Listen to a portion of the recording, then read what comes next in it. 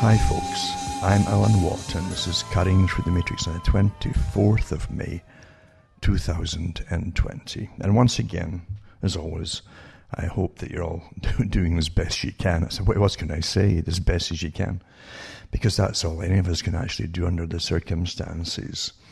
Living in this big agenda-driven society that we have very little say in, especially when we keep quiet. And that's the problem with society. Too many folk today just keep quiet and go along with it. It's not unexpected. That's the way it pretty well has always been. And I've mentioned before that Aldous Huxley went through it in a similar form because he talked about suggestible people and the percentages of primary suggestible people who would go under whatever they were told immediately under the spell of it, and using techniques like Bernays laid out way back 1920s and 30s and 40s, and Huxley was giving his talk to Michael Wallace in the 1960s, I think.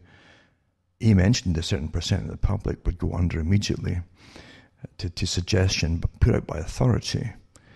And they'd buy whatever they were told to buy or behave the way they're supposed to behave, even read what they were supposed to read, magazine-wise and so on, by advertisers. They fell for it very quickly. And he said that but then there's a percentage that simply don't go under the spell right away. But you can get another 10% under quick if you give them more and more reinforcement of the suggestion. Oh, come on now, just try it a bit longer and you'll find that it'll work. And just coach them, and sure enough, they'll eventually succumb to it as well. And that's really, that leaves a small percentage that can be hypnotized and brought under through the direct suggestion by authority figures. And that really goes by, in today's society, the behaviorists know, they're taught this kind of stuff, how to manipulate us all. And in fact, a lot of your tax money goes into funding the big paychecks and the studies from the neuroscientists and behaviorists and psychologists that make their money like parasites off of us, so that they can basically manage the host that they feed off, which is all of us, of course. And we put up with it. And that's a sad thing to me, very sad. Folk aren't at least ticked off a little bit about how they're managed and manipulated. And as I say, we pay for all these studies through our tax money so that we can be used, basically. We're looked upon as cattle. And unfortunately, and I've met lots of the people in the sciences of behaviorism and psychology that work in these kind of fields, and like the behavioral insights teams that work across the internet, managing your thoughts and what you should be looking at, and don't look at this, and even shaming you and all that stuff. All paid by our tax money, big fat salaries. And I see them in the same category as the KGB or the Stasi would be. I really do. I lump them all together, these people who are manipulating our minds and our thoughts and using all dirty tricks to try to make us do what they want us to do. They're disgusting people. They really are. And that's society. So we shouldn't really put up with it, but again, most folk do. And they know that, the exact percentages that go along right away. We're living through, as I say, an agenda. It's an agenda-driven society. And I used to give talks on that, how even in the 1800s, the big corporations of the day, even before that too, had their 100-year business plans, sometimes longer than 100 years. They knew exactly where they wanted to be at least 100 years in the future. Like going back even further to the old East India Trading Company, and how they set out their settlements of countries they would take over, in fact, and use the military in Britain to do the fighting for them. So private corporations always have been embedded with the Bank of England, and that's what created the British Empire. The bank, of course, would lend to government to pay for the armies and so on. And then the government would quite happily give them the right to tax the public to pay back the loans. And that's never changed to this day. That was a prototype that eventually America, too, would copy with its Federal Reserve System. And which again is private banks, a collection of private banks. It's not really national at all. In fact, foreigners generally run it. They're not American citizens. It's quite amazing but that's another story altogether. But anyway, getting back into what I'm saying, most folk in today's society, as you know, and I keep mentioning it since this whole thing started, I go back to the idea of terror. We're in a war of terror. This is a reign of terror upon the public. They always use this in a revolutionary time. They did it for the French Revolution, the Bolshevik Revolution. Always a reign of terror to absolutely petrify the public into compliance. And that's what you're living through now, if you haven't figured it out. They also used it with 9/11, the Pearl Harbor event that they just miraculously got for the PNAC group. So it's the same thing, and that lost a whole bunch of rights for the American people and the people of the world too that copied and followed suit. And this is the part 2 of that part 1 again. Part 1, the towers, part 2 now, the corona. And here we go again. But it's based on terror, which is like a bad horror movie. You'll still watch it because you're tuned to trying to survive. It's a primitive part of the brain and the limbic system. And that's what is your fight or flight system's based upon that too. And even though it's a bad movie, you'll identify with the characters are getting chased or hunted or about to be eaten or whatever it happens to be. And if you look away, you see, you'll miss a clue. You might miss a clue that's going to be vital for your survival or your failure. And so you keep watching it. And that's what they're using daily and have been from the beginning, with the complete on board of all media with this whole war of terror, repeating the same horrific things to the public. You're all going to die unless you take a vaccine, and etc., etc., etc. And people who keep tuning in every day to get their dose of terror in case, again, they miss that one bit of information that might one day come across that's going to be vital for survival. They keep tuning in for the next bit of fear, you see. If folk haven't figured out by now, this is all incredibly well coordinated from the very, very top to bring in a new system. We can quote the facts until the cows come home, if there's any meat left at all, or milk to drink by the time this is finished. But the thing is, facts don't matter. If you haven't noticed, unless you really drive them home with something else behind it. You must put demands behind the facts, like get off our backs and stop this nonsense and let's get on with living, you see. Because if you don't, you're into the whole agenda. The whole agenda was designed, a brand new type of agenda of a total lockdown of the public, including the healthy people. Never been done in history. Goes against all common sense, even for herd immunities, you see. And folk who are testing positive for antibodies to this, meaning they've had it, or they could have had, by the way, so vague now, they're getting so confused with their own studies and counter studies, etc. You might prove positive if you even had flu shots in the past. And these are official, I'll bring it up tonight, official stuff about this too. So they can't say this as lies since they put it out themselves in previous years. But if you prove positive, they've got two choices now, you see. They want to lock you down again, if you're testing positive, and then find everybody you've been in contact with. Because that being positive doesn't mean you've still got the darn thing. It's residues to the RNA, actually. It's residues. It's fragments of dead viruses and so on. They're still around. They're everywhere. And that's what these tests for the swabs are designed to pick up on, you see. It doesn't mean you've still got the thing.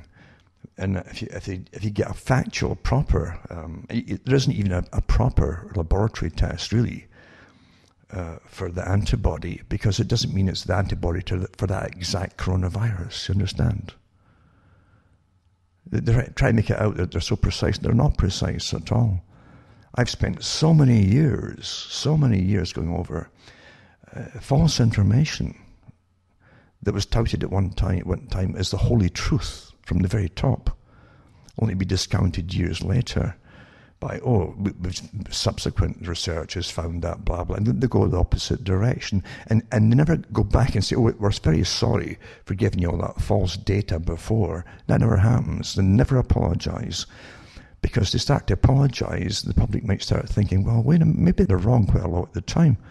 So they can't go there. They just go on to the new normal and repeat it as though they'd never had a previous new normal, you see. And that's really what it's all about. That's how it's done. I can remember one of the biggest companies in Canada that took the blood supplies and for tests and sputum and all the other different tests that they did for different things, stools and everything else. A massive company. And again, these companies get big contracts put out by the federal and provincial governments. I think they're all through the states too. But they found out that there's so much scams going on that literally about half of the results were fake, false positives, and no matter what they were testing, and false negatives. Meaning they were just making the darn stuff up as they went along. A lot of them were definitely doing that. I have no doubt too that the technicians, lab technicians, had pressure put on them by their bosses, because it's all bonus time, isn't it? The more you ram through the better it is for them all, you see. Until credibility goes out the window and honesty with it. And that's pretty common, by the way. We live in a very corrupt society. Very corrupt society. So anyway, they lost the contract and some other big company got it. And I wouldn't be surprised if the same thing's happening now, you see. But having a false, or a positive, I should say, to an antibody, really, an antibody that would fight it, you see, is very iffy at the best. When they say that it might not be the right antibody. Well, what do you mean? Make your mind up here. And then they'll say, well, we can't say that it'll last very long, this antibody. Well, nobody can until you study it for years down the road. And I've seen virologists already, or heard virologists, top ones too, some of them saying if you got an antibody to this thing, you got it for life. Other ones will say, are parroting the same phrase, well, you might only have it for 2 or 3 years before it dies off, you see. That's how it goes. And that's something, of course, the vaccine companies, massive industry, of course, incredibly lucrative industry. Especially right now when they're throwing trillions around the world here and the hands are all out for studies into all oddball kinds of things. But when you think about it, the whole idea of repeated vaccination is because your antibodies might not last long enough until the next outbreak or whatever it happens to be. But 3 or 4 years down the road, this particular one won't be around. It'll have mutated into some other strain, you see, or many strains. And then they go back to the old idea well, you might have crossover from if a vaccination doesn't work, it might be similar enough to give you crossover. This is the trick that they try to use to keep taking vaccines for flu, for instance. If that was the case, you had whatever the original flu ever it was many years ago, right? Then you have a crossover to that one too. So that doesn't work at all. So their whole idea of crossover is out the window. You generally have to have that exact right one or not at all, you know. But don't forget, we have, again, the flu types every year, and most of the time you never know you've had it either. It passes through your system, just like polio passed through the system of most folk in the 1950s, 40s and 50s, and folk never knew they had it unless they had some problem where it would settle in to a particular, definitely injured areas in the body. It would settle in and cause the problem sometimes, so. And for the young children, they've never found out why some of them stayed with some and not the others, of course. And that's very debatable too, the whole thing. There's a whole lot more information we have today. As I say, this is a massive... haven't you noticed, and this is what really struck me initially, was the all for one and one for all parroting of every supposedly public figure in the health industry that was put on television. I saw it only through the computer. I didn't see the TV ones, but it's really taken from TV, all these little clips and so on. And no matter what country it was, the ones who were put in charge of health, you didn't need them. You didn't need them at all, because it didn't matter what they looked like. They all had Fauci's voice. They all said exactly what he said. Exactly what he said. The same as the WHO, of course, this big clique at the top that had pre-planned this, obviously, their response to this, because right off the bat, they never went anywhere near the fact that your body would probably develop an antibody to it. Didn't even, no, from the very beginning, it was and it's still the same, by the way. You've got to get a vaccination for this. And then, only then will we let you out their houses, right? And only then will we let you go to work. Now, this was right from the beginning, folks. At the very top, you've got a clique here who are so compromised in vaccine industry and massive handouts and multi-million, even billion-dollar industries for it looks worldwide, to go worldwide. They're all in it together, aren't they? They really are. And I said too, eventually, if they don't back off from their threats of what they're going to do to the public, I said they'll lose all credibility.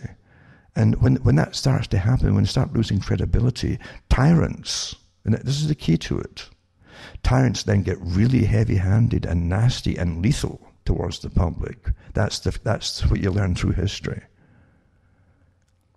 Where, especially when they're in the wrong, they won't back off.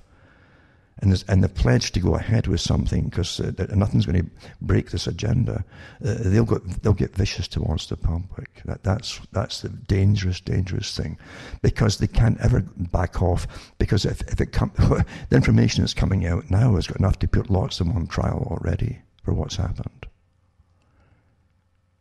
No mistakes can be forgiven, but when they're complicit and heavily involved with huge shares and so on, and some of them even own vaccine companies.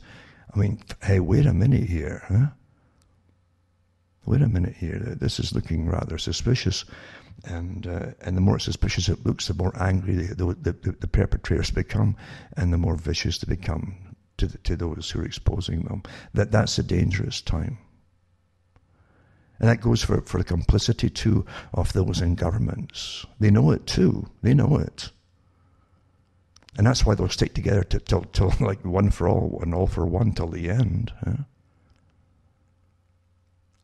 Because there isn't just money here. It's a complete new way of living throughout the future.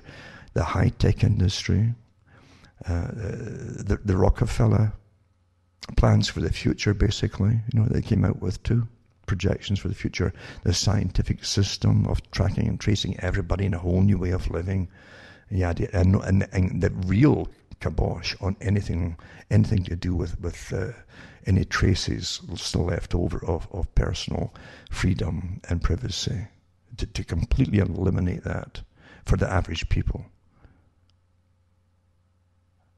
And that's what they want to be unfurled, of course, the whole futurist phenomena.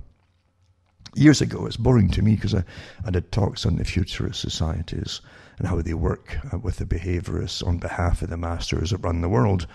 And yes, you do have masters that run the world, and it isn't just the deep state, you know. That's one term for it. The deep state really is more of the working, the worker bees that make it all happen, the real technocrats. Fauci technically is a technocrat. I'm sure he's involved with high decision making, but he's not the boss at the very top. He's allowed to take his big fill into his money bag from all the different things he's got his hands into, but he's not the boss. And I'm sure too, all these characters that you're seeing I've got high intelligence clearance, you know, for the agencies, probably CIA, every one of them. Because it isn't just the media they completely took over long ago, the CIA. It's every main industry and technology, including especially media, today, with those in charge of vaccine companies and all the rest of it. Why do you think that they've been made, you can't sue them? Why do you think that is, if they were just private corporations? Huh? It's insofar that presidents and prime ministers come out with declarations that they can't be sued, but they want to stick their stuff into you, directly into your body, which is an invasion. Anything that goes through the skin is still called invasive surgery, believe it or not. It's penetration into your bloodstream. Even if it goes into the tissue first, interstitial tissue, makes no difference. This goes in the bloodstream. That's the whole point of it. And the people who, if it's going to get mandated, you better believe everyone who's mandating this better have their name on the form so you can sue them if anything goes wrong. And it often does go wrong. But as I say, isn't it astonishing that from the very beginning, and that didn't raise the hackles in anybody's heads, the back of their heads, when no matter who was telling the public what to do, you've got to get a vaccinate. It's the only way you're going to get out of this. It's the only way you're going to get out and get any freedom and get to work and go outside. And they made you know it too, with all the different reports of folk getting locked up or arrested for going into their gardens and planting vegetables in the spring. You can't do this, you can't do that, yada, yada, yada. Meanwhile, there's all these reports in every country of the politicians often in charge of the health parts going off and doing their own thing and traveling where they want to go and meeting with other people. Tonight, too, I'll put up some YouTubes and even BitChute, too. But one of them is a guy in England who's been dogged about the Bristol hospital there. He put out some videos before how empty it was, nothing was happening. But what's happening now there, and he's going and taking his camera with him, is these staged events for the applaud of the nursing staff and the medical teams and first line responders in hospitals where literally nothing's happening, right? In areas where folk are dying because they can't get into hospitals for treatment for other things. But you've got this big publicity, like wartime propaganda nonsense. And he goes there, and you see them all lining up. They come out of the car parks. They all meet in the car parks from different places, and they come in, and they're all dressed in uniforms and so on. The police are there. The fire brigade gets there too, with its hoist and all that. And there's all the teams of fucking uniform, uniform, one form, right? And applauding themselves. And as this guy says, who's across the street filming it, he goes up to the cops and says, "How come all of you lot don't do social distancing, but you arrest us for doing it?" Because they're all huddled together having a great old time and slam each other in the back, sort of thing. Complete farce of any logic. It's not meant to be logical. It really isn't. It really isn't, It's wishful thinking, it's magical thinking that they've given you to believe in here. That if you are 2 meters away from someone, then the virus is so intelligent, or so taboo. You put a taboo, a force field around you, a black magic or a white magic. It depends what side you're on, I guess. It depends if you made the virus or something to do with making the virus or making money off it, maybe in black magic. But the white magic is, if I keep them 2 meters away from me or just over 6 feet, then this virus, they can't get any closer to me. I mean, sure, it just stops it dead in its track. Especially when you've got your magic amulets with you. Do you have them with you? You've got your little bottles of your hand sanitizers, And you've got your mask. You've got to have that mask on your face, because all good voodoo ceremonies have masks on their face. So does Eyes Wide Shut, mind you. But here you are. That's your talismans. These are your magic talismans that you've been taught to have with you at all costs. Scrub, scrub, scrub. And stick that thing on your face there. So once you're protected against the magic out here, right? Even though those face masks really, the micron size to catch, it could catch is inadequate really most of the time. Most of those masks you see, for the size of this particular virus. It'll come through it regardless. where you're breathing it out or breathing it in is going to come through or that. But they know all this stuff. They know this. But you've got to have it with you, even though you're forbidden to have them initially, right? But by the same experts that then demand that you wear them now or you should get fined. Right? You understand? You can't please these characters. It's like having a parent who I can remember that they used to say that a lot of guys had problems if especially the mother. You know, the mother's got a very significant role to play in raising children, very significant, and she can make or break a child, and the males especially, you know. So if you get an ambivalent mother, the mother who is often come here, and then other times just furious, like a manic, and just fury, and go away, and whack, you know. That guy is going to be really screwed up with relationships for the rest of his life. Come here, go away. Come here, go away. Yeah. Well, that's what it's like with this whole thing. Wear a mask, don't wear a mask. Slap, you know. And there's the cops ready to jump on people quite happily and eagerly to jump on folk that are disobeying the magic laws. And it isn't till I sat and really thought a lot about what's happening. Because from the beginning it was all wrong. So you don't quarantine the healthy people. You don't destroy the economy unless you're going to bring in a whole new system. And bingo, that's exactly what it was for. There's no other reason for this. And right off the bat, too, they said, there could be another spike in the late fall when winter is about to come in. Well, they're going to guarantee it's going to happen because a lot of folk won't have had, even knowing or unknowingly, this virus if they've been locked down. You haven't created the 80% herd immunity that normally would have happened. You've got to have at least 80%, they claim, for it to start fading off big time, for good. Because once folk have had it, they can't pass it on to anybody else. You've got antibodies, the thing dies off in your body or it goes inactive, and you're not a spreader anymore, you see.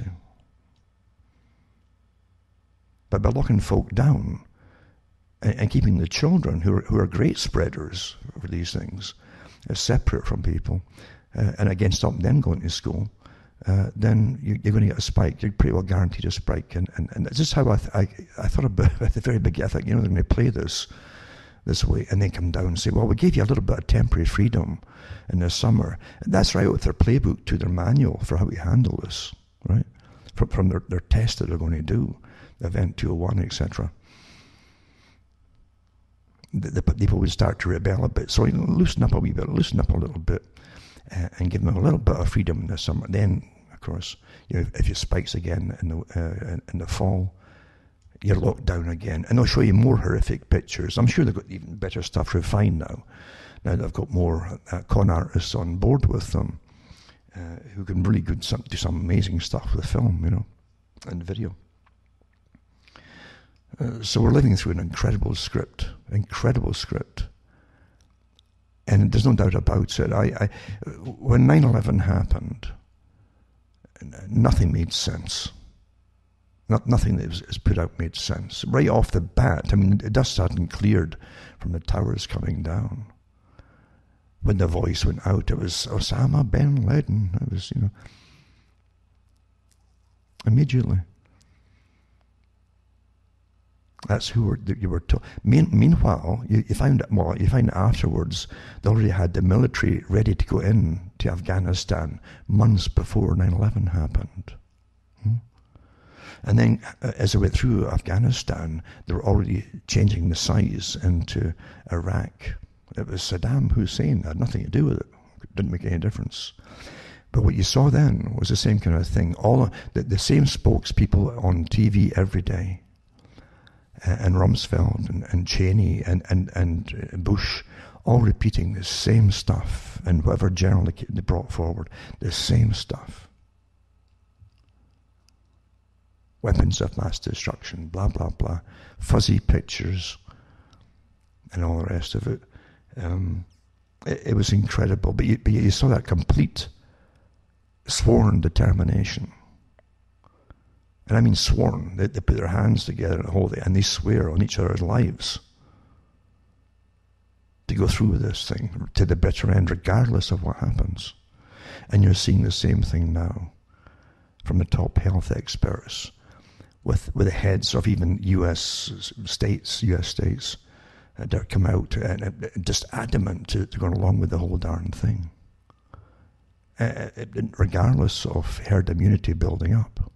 That's why the spike dropped off now, right? After you get a spike now and it drops right down again. That's standard. You find that even with flu seasons. That's what happens. But there's still got a lot of people who haven't been exposed yet, I'm pretty sure. And they know it too, because this first time ever lockdown on the people. So they can't get the herd immunity. So it'll spike again come the cooler weather once again, and they'll be quite happy. And then they hope to have their vaccine ready to mandate into your bloodstream. I laugh at it too. They say, well, it doesn't go into the blood. Well, it's not supposed to go. But it makes no difference. If you stick it into your body, I don't care if it goes into interstitial tissue and into lymphatic fluid, it's going to get in. It's going to get into your bloodstream. That's where it goes, folks, So again, it's a big business plan, and you're living through one. Your whole life has been living through a big business plan. 9/11 had to happen to bring in the whole martial law type system and end of freedom, even freedom of thoughts now. You're completely policed with your thoughts on the internet now, because you put all your thoughts out there, and all your chit-chat too, on your texting and in your phones, everything. They've built whole areas that are like towns, size of towns in the States and elsewhere, to house the data, the trillions and trillions of gigs of data they collect all the time, every day and week and month and year, on all of us. And this isn't temporary stuff. I can remember how they launched it when 9/11 happened. Well, we're only going to keep this certain type of data here for maybe a month or so, or 2 months, 6 months at the most. And as time went on, we've got to keep this longer. Well, nothing gets ditched, folks. And unfortunately, the people adapt to it. That's what's so interesting. They know this too. The studies on the public. Oh, you adapt. Like Darwinian, adapt or die. Eh? And that's what they tell you. You got to adapt to this, and you got to adapt to having no rights, no freedoms, and being spied upon and monitored, and then branded with Bill Gates' special tattoo. His little Luciferase tattoo. Isn't that wonderful? A complete record of vaccinations, because you're a product, but they've got other products to pump into you annually. And this consent thing is just annoying, isn't it? Eh? Look at Dershowitz, Alan Dershowitz. You've all seen, and I'll put up again the clip where he talks about you're going to get this thing whether you like it or not, and the military is going to force you to do it. Yada yada yada. You're talking like a tyrant, and you're looking at people. You better stop. You better stop. And put in their place right off the bat. But you're looking at tyrants here, folks. You really are. They're so arrogant in the height of their status, and they've been pampered and spoiled for. They really believe that all you little peons are little creatures, little farm animals, And guys like him have the right to dictate how you're going to behave, eh? This is the guy that was allocated to try and get Epstein off. He has things in common with Bill Clinton, They all have, mind you, with Epstein. And even Gates apparently knew Epstein as well. Small world, isn't it? Eh? But you think about it, Dershowitz... he also tried to put a motion through. He stopped investigation into him because I think it was Ms. Roberts, is it? one of the people who was getting used by, as basically a prostitute for the high and mighty by Epstein. I think she had a lawsuit against him too, or he was at least mentioned. Dershowitz was mentioned in the same kind of thing for sexual massages, and Dershowitz, I think, said he was like Bill Clinton. See, Bill Clinton was caught in a similar kind of thing in the Oval Office. Oval's maybe a bad word for it, but he did a thing with cigars, apparently, Bill Clinton, with a woman, and we all know the story. Bill Clinton smoked marijuana, but he said he didn't inhale, right? And Dershowitz had a massage, you see, but he didn't take his underwear off and didn't have sex. So they got things in common, you see. One didn't inhale, one didn't have sex and kept his drawers on. These are the characters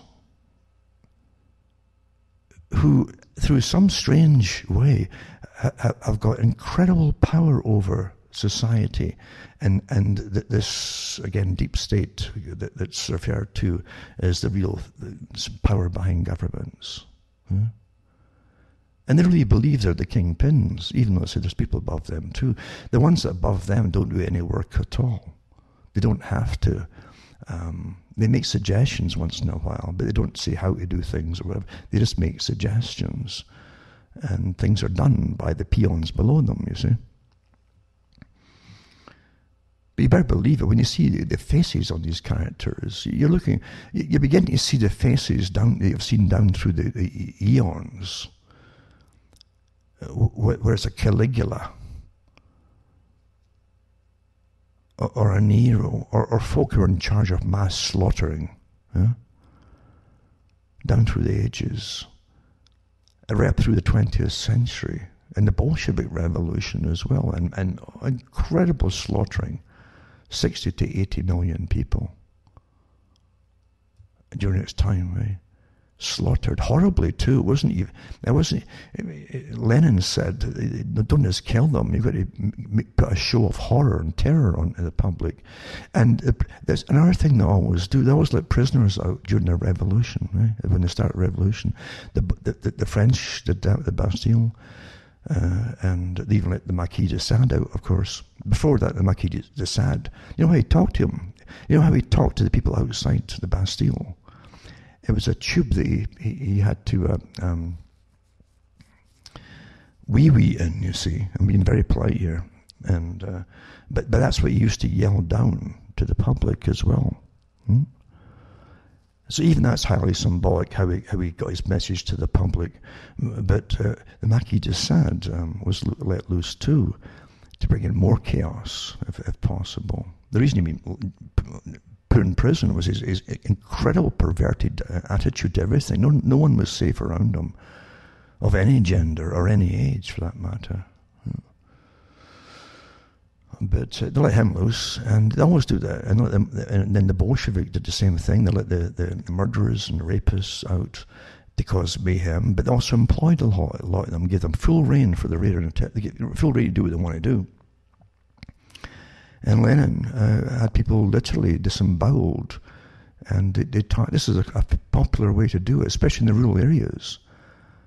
And he sent these gangs out. They would take the one or two members of, say, local councils or people who were just looked up to, like unofficial officials in little towns and villages and so on, and to make it an example. Didn't matter even if they're going to comply with you or not. Made no difference. Just make examples of the high and mighty, even if it's just a peasant with less patches on his clothing.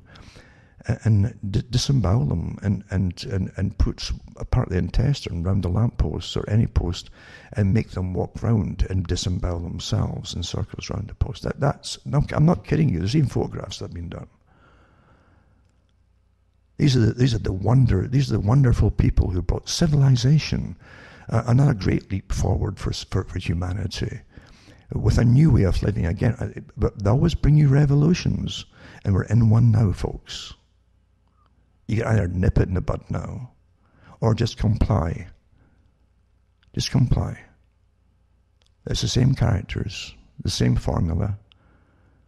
Why do you think let the prisoners out? Huh? They do this when they're launching a revolution. And when you look at the whole agenda the Rockefellers put out for the scenarios for the future, it's a revolution into technology and a new way of living and experts ruling everything of your life from birth to death. Something we've all talked about for years and years and years, at least I have. And here it goes. Same thing.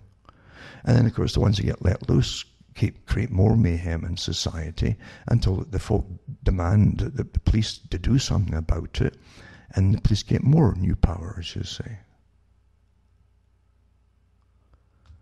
It's all been done before over and over again. But when you see the faces, like the Dershowitzes, saying what you're going to get, whether you like it or not, blah, blah, blah.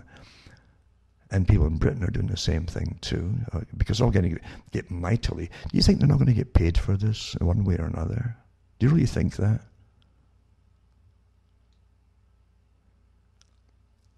I really don't think we've had such blatant corruption showing itself. Almost, not before. We saw it in 9/11. We saw it with the whole agenda with Bush and the PNAC group. Before 9/11 and after. Yeah. In fact, little Georgie said after, he said if once he got out, and Obama, he said if the public had known what we were up to, he said that they'd chase us down the roads with ropes in their hands. That's what he said. Again, it's a one for all for one. So they can never back down, and one cannot break. None of them can break, you see. If anybody breaks confidence that they've sworn on these things, their lives are in danger. Absolutely, that's how it works amongst these kind of societies, these groups. And that's how it's done. So you let the prisoners go loose, mayhem's created. You tell the police, same thing by the way, not to go after them. And what were the police told right off the bat in every country? Let them out, the prisoners, the prisons. Don't bring them to trial for a lot of the new cases. Don't even respond to what are now, or even if you catch them, as more minor infractions of crime. Just let them go. That's what's happening now.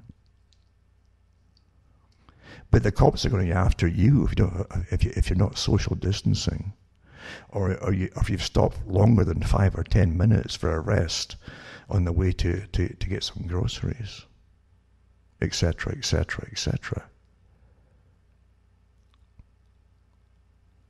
This is a real training exercise on the general public. Nothing to do with what you think it is, obviously. Because if it was all above board, you would not be letting prisoners loose. And you would be arresting them for committing crimes in the streets when you catch them. And you would not be letting them go. And another thing too is, you see, reinventing government has been talked about for years and years and years. Reinventing government. There's also reinventing governance. Look at the CFR. You can look into their Foreign Affairs magazine. They've been telling you for years where they want to take the world. They have a big group in Canada here in Ontario. Look at ex-prime ministers working with it too, or ex-deputy prime ministers working with them too. The guys who brought you the Fortress America were going to join into one system, to save us all against terrorism, they said. They didn't tell us that once you're in Fortress America, you're now locked up with the terrorists. And the terrorists are the guys that bring you all the agendas, and they sign agreements for amalgamating countries, which they drafted up themselves too, just like the European Union. Long story about that. But anyway, what I'm saying here is, you've got to understand that you're living through just the next part of the agenda. There's no doubt about it. No doubt whatsoever. And there's some comedy there too. Of course, apart from the folk literally thinking a virus just knows to stop. Don't go further than that 6 feet, for goodness sake. It's an intelligent virus. And as I say, you're wearing your amulets and your talismans and your face mask there, and you've got your hand sanitizer, eh? Some folk have little spray bottles to take with them too. Spray in front of them might kill everything that before it hits them. It might kill things in the air, you see. It might be good against mosquitoes, though. I've got them back out here already in Canada, where I am here. But when you look at the comedies where you were told not to wear masks, eh? Only doctors, remember that?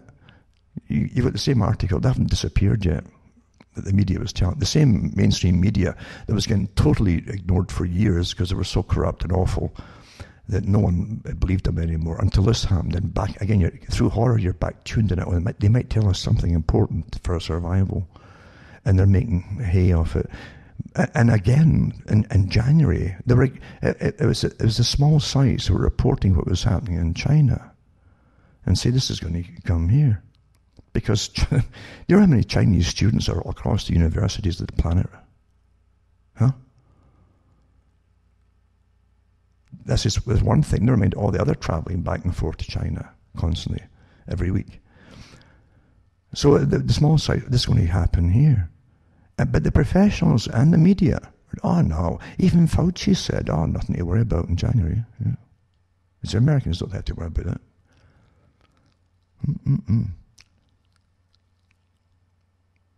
And then, as I say, they told you, well, only doctors, they said, only doctors should wear face masks. I guess, I get it back in the world of magic, eh? You see? Because when the viruses are heading towards that doctor and they see a mask on his, they'll know that he's a doctor and to go around him and don't go right to the mask. But if you as a peasant wear that mask, you see, it isn't going to take any notice of you because you're a peasant. And that's what they're telling you. It's magic, you see. Absolute magic. And then, of course, in the mandate, you got to wear a mask after almost clubbing to death folk. When the cops find them, that have masks on.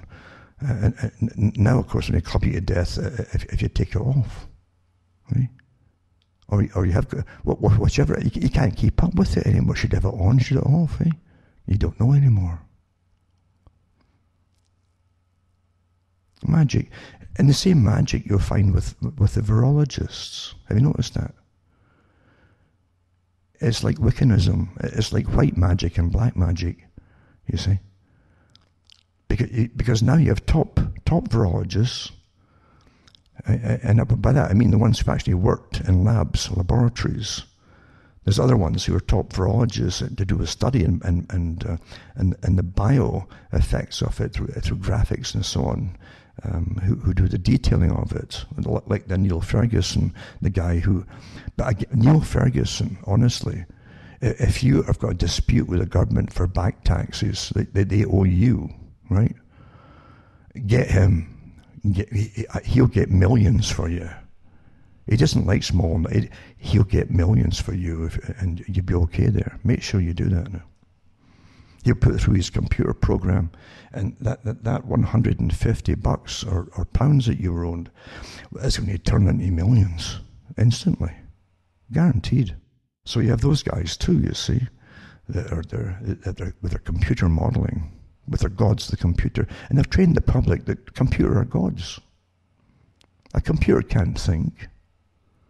A computer has no common sense. But they've trained you to believe it. What does the computer say?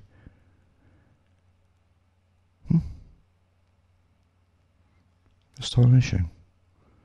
So yeah, white magicians and black magicians. And some of them worked in the labs who've come out openly telling you that this thing really is going to die away like other viruses before, annual viruses. And herd immunity is going to literally take a good hold, and it'll just die away. You might get a few folk next year that'll make an appearance, but most folk, once you get a certain amount of herd immunity, it can't take hold, you see. And so they're the good magicians. They're the ones that are telling you that, you see. They worked in labs, And that also means they did a lot of testing. They use animals to test. If they get their hands on humans, they will, with volunteers for vaccines. But they worked in labs, and they make these different things, so they know what they're talking about. And I'll put up some YouTubes to that tonight as well. Where one woman from Ireland worked in some top laboratories, level 3 or 4, and she knows what she's talking about, and she's more optimistic and so on, and shooting holes through the stuff you're getting fed right now. And then you get the other ones too that are terrified of who've also worked in laboratories. But when they cut up animals and things, they do it with hate in them, you see.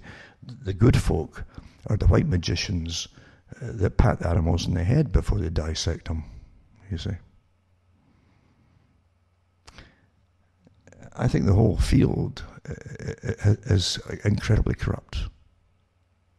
The modern field, with these laboratories, with the gain of functions. These things started off for the military in the first place, combined with vaccine makers, because they can make a fortune if they can start to perhaps discover new types of viruses.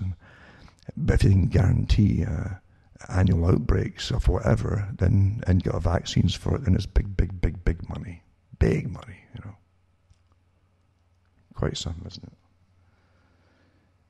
And as I said last week, it's like hubble bubble, you know, tall and trouble. And when you look at the different parts that they put into some of these vaccines, it's not much different. I'm not kidding you. Really, it's black magic, white magic. So what side are you on? And, you know, Fauci himself, as I say, I'm pretty sure these characters at the top are all connected with the CIA. You have to be. You have to be. You don't go into that field working with these top labs. He was picked up early on working for the right of medical school, really, and for government finance departments for this kind of thing, which really was CIA covert operations. Britain, years and years to go back in maybe the 70s, did an expose of what happened in Britain with the CIA operatives that had left behind them different cages. They'd vamoosed out of the country of Britain, but they could tell by the residues and so on. They'd literally been testing things in rats in London, and apartments, actually basement apartments, which they're renting, and to release things if it became necessary to release things to cause a disease in England, if the Russians were taking a hold in the country or coming over.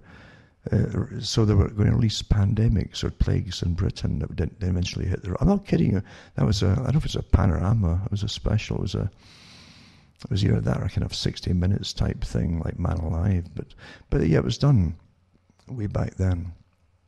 And they showed you the cages and the debris that had been tested for what the occupants had been and so on. And that's what they concluded. And they knew it was like CIA type thing. So the CIA has always been involved with biowarfare, obviously, from their own writings in the past down through history. And you find it with Canada too. Canada was right up there with biowarfare. Deadly Allies, Canada's secret war. 1940s onwards. In fact, I think the Connaught laboratories that eventually went under after it was exposed that they were buying the tainted blood that Clinton allowed to be sold. They killed off a lot of the hemophiliacs from the blood products, tainted blood products, because they were using prisoners with HIV and everything, and knowingly, and selling it for blood products for hemophiliacs and so on. So pretty well, Connaught Laboratories was buying them at the time, and they actually caught them on TV at the time when that happened. I think it was 60 Minutes or maybe the National for CBC, whoever it was. They caught the main purchaser going up the steps to the laboratory, I guess it was, and they asked him, they said to him, "But you knew what you were buying, and and what it was going to do to the public. And he says, and the man said, this is what did them in, eh? It finished off the laboratory. He says, it's business, it's just business, he says. And that's how a psychopath answers you. Just business. Never mind all the thousands of folk that died of the stuff, the tainted blood. But you see, from a eugenics point of view, he was a good man for doing what he did, because he killed off what they would say were the weak or infirm, eh? People with maybe congenital problems and other problems. The unfit is like to call them. You still start seeing things in a different way here, especially when you have the big boys out right now from the Eugenics Society and Population Matters. Openly again. The same groups that go to the World Economic Forum and the Club of Rome, who are all mixed with the WHO, that these folk all know each other. They're all part of the same sustainability program. So they're going to help you and vaccinate you. And as Bill Gates said himself, it'll bring down the population maybe 10 to 15%. Well, wait a minute here, eh? And Gates also said it might kill this particular vaccine, whenever they get it right, well, it might kill 700,000 people across the world. Really?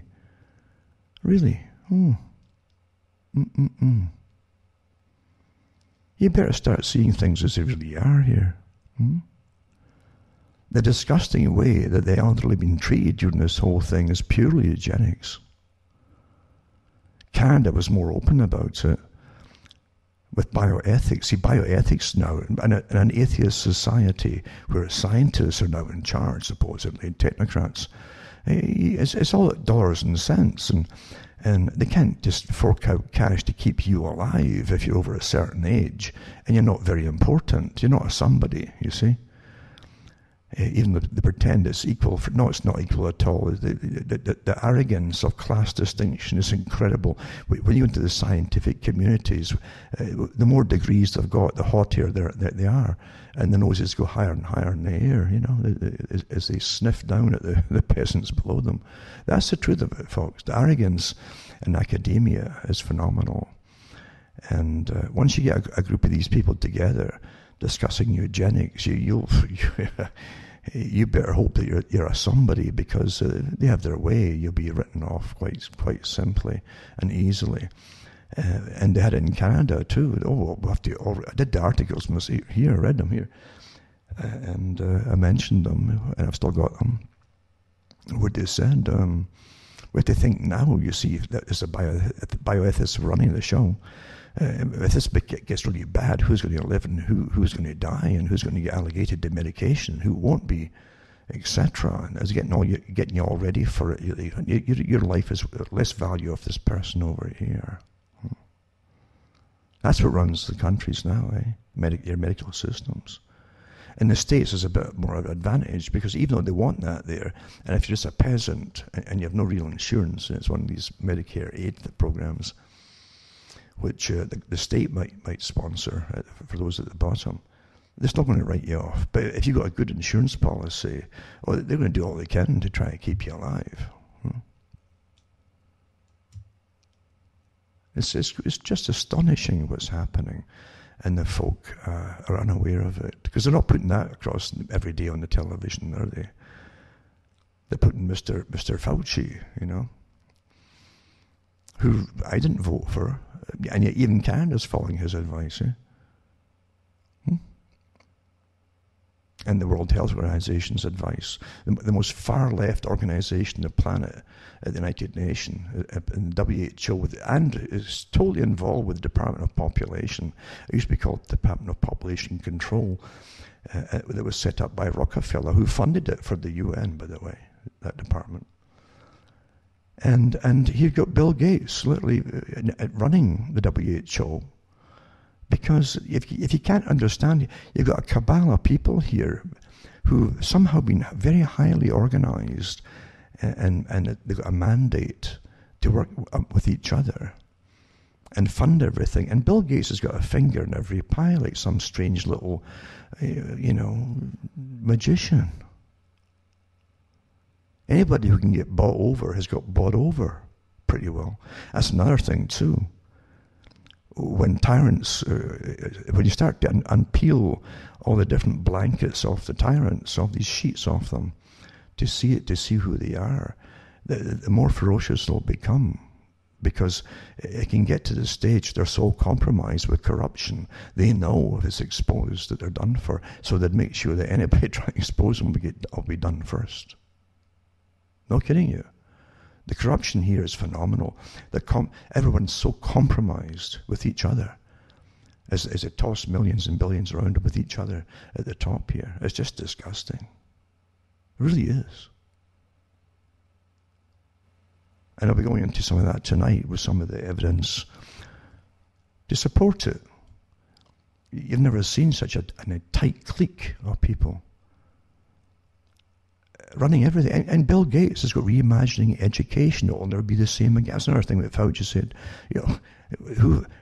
Fauci, he's telling us we can't ever go back to anything at all. The world will never be the same again. Oh, no. It's never going to go back to any normal. Oh no. He said that from the very beginning, along with his vaccine agenda. Yeah. Which means the agenda was planned long before this thing hit. Of course it was. And again, it had never been done before. Let's lock down all the healthy people. Never been done before. Stop herd immunity. And then ease it up in the summer. The folk will stop being so angry and they'll start to light up a bit, you see. And then you may appear in the winter because there's not enough herd immunity because of the lockdown. You couldn't plan it. This isn't coincidence. It goes against every law they've ever had before in dealing with these things. Everything, in fact, is going to make it worse. And what's so interesting, even with the original stuff coming out of Wuhan, where even some of the Chinese were admitting, so this must have escaped from the lab there. Scientists who work at it came out and talked about working it with bats, that some of them even were bitten by the darn things during experimentation and so on. Yada, yada, yada. And Fauci kept quiet on that aspect of it, you see.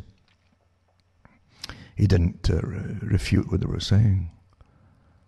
But once you started to find out, it came out, oh my goodness, Fauci started them off with a $3.5 million grant to the Wuhan lab, and then it went up to about $7.5 to $8 million to do the coronavirus experiments there. They got the virus to start with, given to them. And Fauci supposedly accommodated that as well. And all the folk who worked at the Wuhan lab, the ones who worked from China and Canada too, they all jumped back and forth for different labs. Right over to Wuhan, back and forth. Never mind the ones they caught in the States smuggling vials of the stuff out, or back to China, of different kinds of things in their socks. This is all real. But there's Fauci, who knew all this was going on, and who helped them develop the darn thing. When the Department of Defense had said it's maybe not a great idea to continue with these coronavirus experiments, because you're with gain of function, you're creating something that's lethal. That's what you do with gain of function. Take something that's pretty harmless, make it deadly, and just in case in a million years it might have developed that way itself. That's what they say, you see. So we're ready for it. Are they really ready for it? Well, if there's a vaccine, they haven't given the real vaccine to it, eh? Have they? So anyway, they gave what they had worked on from North Carolina. I think there's a university there too. And they gave it to Wuhan to continue the work, so they could continue. So if it hadn't broke out, it'd be on their heads, and they would take the brunt of it. And Fauci was, again, authorizing the transfer of the stuff over to China from the States, 2015-16. So once that started to come out, you see, so suddenly Fauci, he came out with an amazing declaration, no proof to back up. This thing probably just evolved by itself, to get the heat off himself, right? Obvious. Why else would he say that? Why else would he suddenly say that? Huh? But and gave no evidence to back it up. Well, probably just jumped by itself and evolved by itself. Just a little statement, and everybody parrots what you said, without saying, "Wait a minute here. You helped this thing to go over to China, to the Wuhan lab, and giving them a maximum eventually from $3.5 to up to $8 million eventually to kickstart it." With this gain of function. But suddenly, that's when, only then, when it starts to, here's Fauci's name's popping up in connection with it. Oh, it probably just evolved by itself. And that's good enough for us all to believe. Eh? Is that right? Mm-hmm. Sad, isn't it? Sad that the media won't do any proper reporting or investigative journalism. It really is sad, isn't it? But it also tells you that the media is totally bought and paid for. It always was. There was always certain topics, even when it was in actual newspapers, that they'd all know what to leave alone, don't go near, etc. And it got worse and worse over the years, right up until they put that British lord in charge of it, the Leveson inquiry. And so any little commentary at all about events was stopped dead, and that's when they really died. Australia did the same thing, Canada did the same thing. Because we're all part of the so-called Commonwealth of Nations, meaning the British Commonwealth. And that's how it's done. And they were just dying with hands out to government to keep taking a lot, because they're mouthpieces for policies by government and the government agencies. Most of the government agencies are privately owned nowadays, for those who haven't figured it out. The British Post Office, I think, was privatised. It was totally privatised a few years ago, but that was the idea behind that too. And again, it was Osborne's, one of his relatives or one of his workers in Parliament got the contracts and pushed it through and ended up owning this new company, I think, in Britain. They're all crooks. For those I can remember when they did the same thing in Britain with the water supply in England. Probably for Scotland too at the time, I suppose. But I even read it at the time on the radio, because it was a group in Parliament and some in the House of Lords that had put forth a bill to privatise the water industry. Now, these were always classed as essentials. You had essentials for not just national security, but for your local security, your own water supply, your gas supply, your proper sanitation, sewage systems, and so on. Now, these were public utility. You owned the thing. The public supposedly owned them, and they were taxpayer funded. And then, of course, Prince Charles and others, he became a spokesman for the public-private fascist enterprise, because that's what it means. You'll pay for it to be privatised. You'll pay for the upkeep and maintenance, while the private company just rakes in the cash from the taxpayers, and it doesn't cost them anything at all to actually run it. That's what public-private really means. You build it for them if it's not built already, and then you maintain it for them. And they do a little bit of management, perhaps. So it's in your road systems. But anyway, they did the same thing with the waterworks, and a group of them put a bill in Parliament to privatise the system. And then, I know it was 2 or 3 years later, they privatised it. And guess who happened to own immediately the company that owned the waterways of Britain? The same politicians that put the bill forth.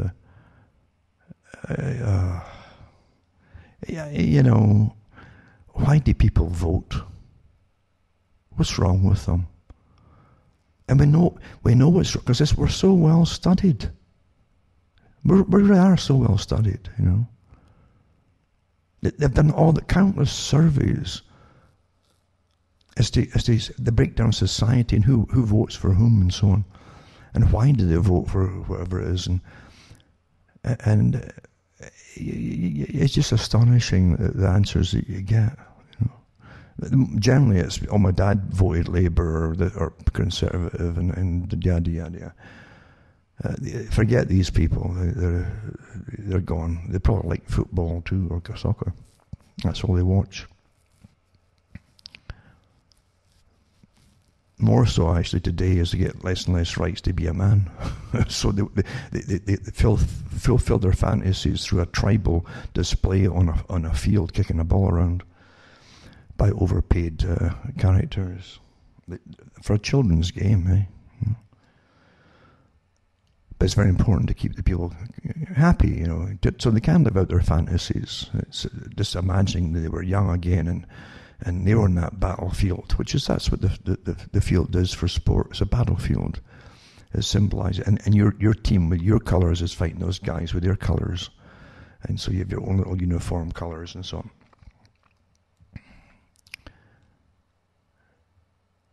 We're so well managed, as I say. But again, you get the same things. You realise it's all theatre. The guy who's going to stand for Labour is going to talk about the working class. God knows who they are these days, because Britain especially doesn't have much industry left at all. And you could hardly call a lot of the folk working class, really. But we're even the welfare folk now. It depends if you're probably been brought up and lived in Britain, you won't get welfare, but other folks certainly do. But so the person is going to definitely, the working class, the underdog, and then they change the sights into the female. There's not enough women in the workforce, and then that fell apart eventually when there's more women in the workforce, actually, and especially in universities and in the professions than men. So then they start to go for incoming ethnic groups and so on, and there's nothing much left that they can push, because they've lost the track of why they existed in the first place, you see. Every country followed suit, the same tactic. Divide, conquer, divide, conquer, divide, conquer, until you have nothing left that'll back you up. And the Conservatives are a joke, absolute joke. What is a Conservative? What's a progressive Conservative? Progress conserve, eh? Is gone. And in reality, as I say, you've been managed by technocracy for a long, long, long time. Experts run it. The politicians depend on lifetime civil servants in different departments to give them their cues and write their speeches, because they know what their departments do. The people appointed to their department temporarily, and who often get moved around like musical chairs, in charge of health, the next day they're in charge of the military or something. They've got nothing to do. They have no idea so they depend on the civil servants to do all of it. They're just figureheads, and they're allowed to fill their pockets and do a little bit of petty corruptions and things like that, as long as they play the game. But most folk accept it, and most folk never really catch on. Again, that big 80% of the general public that Huxley talked about too, they never catch on, do they, of what's happening. They believe what they're told immediately. Oh, wow, my God, There was a great series, it was called Dad's Army in Britain. And I never ever watched at the time. I wasn't into anything like that. But as you get older, you start looking at this stuff, and you say, "Wait a minute here. What they're portraying is an older group than yourself that lived through the war, World War II. But they showed you the rationing. It was all comedy and so. But they showed you the rationing. It really affected them all. Where the future, no one imagined. Most of the folk didn't imagine they'd have much of a future, or one day even own their own car or something. It's beyond any. It was science fiction to them, and what they ate was a starvation diet, But every excuse that they had, when they couldn't get something, or couldn't get the food, or they couldn't get parts for anything, or it was there's a war on, And the same characters that gave you that are trying to bring this all back permanently again, a post-consumerist society. I've said before, has been copied. Someone you probably know, within the week, he's prattling the same stuff as me. But as I said a few weeks back, months ago too, the technocrats are going to bring it in, and it's a post-service economy. Whereas the service economy was what the Council on Foreign Relations proudly boasted that they were bringing in to the Americas years ago. And they're being accomplished in 2005, the service economy. The same group, CFR, had written and drafted up the NAFTA agreements for the amalgamation of the Americas, you know. And they're a private organization, a private club that belongs to the Council for the Royal, it belonged to the Royal Institute for International Affairs for Britain. That's the globalists, folks, that run it, you know. They run it on behalf of the masters, but they run it all. They drafted up the European Union Charter. I think that came out of thin air by itself. They drafted up the Far East Pacific Rim group, the Asian group, with its members mainly in Japan, but also in Australia and New Zealand, and eventually they have to be amalgamated into China in that block. You see, you're living through your entire life. Your parents were and your grandparents were living through a big, massive plan that takes sometimes a lifetime for even one part to get fulfilled. But they publish their goals. It's dry reading. It's not sexy. It's very dry. But it's just that folk can't believe they're actually doing it. They're in disbelief their whole lives. Even things that are straight right in front of their faces, they stay in disbelief. I can't believe that. They'd never do that. Even when they're doing it, they'd never do that. Why not? Somebody would stop them. Okay. These are the guys that brought you also the agenda for the Pacific Rim, all the different treaties, the free trade treaties.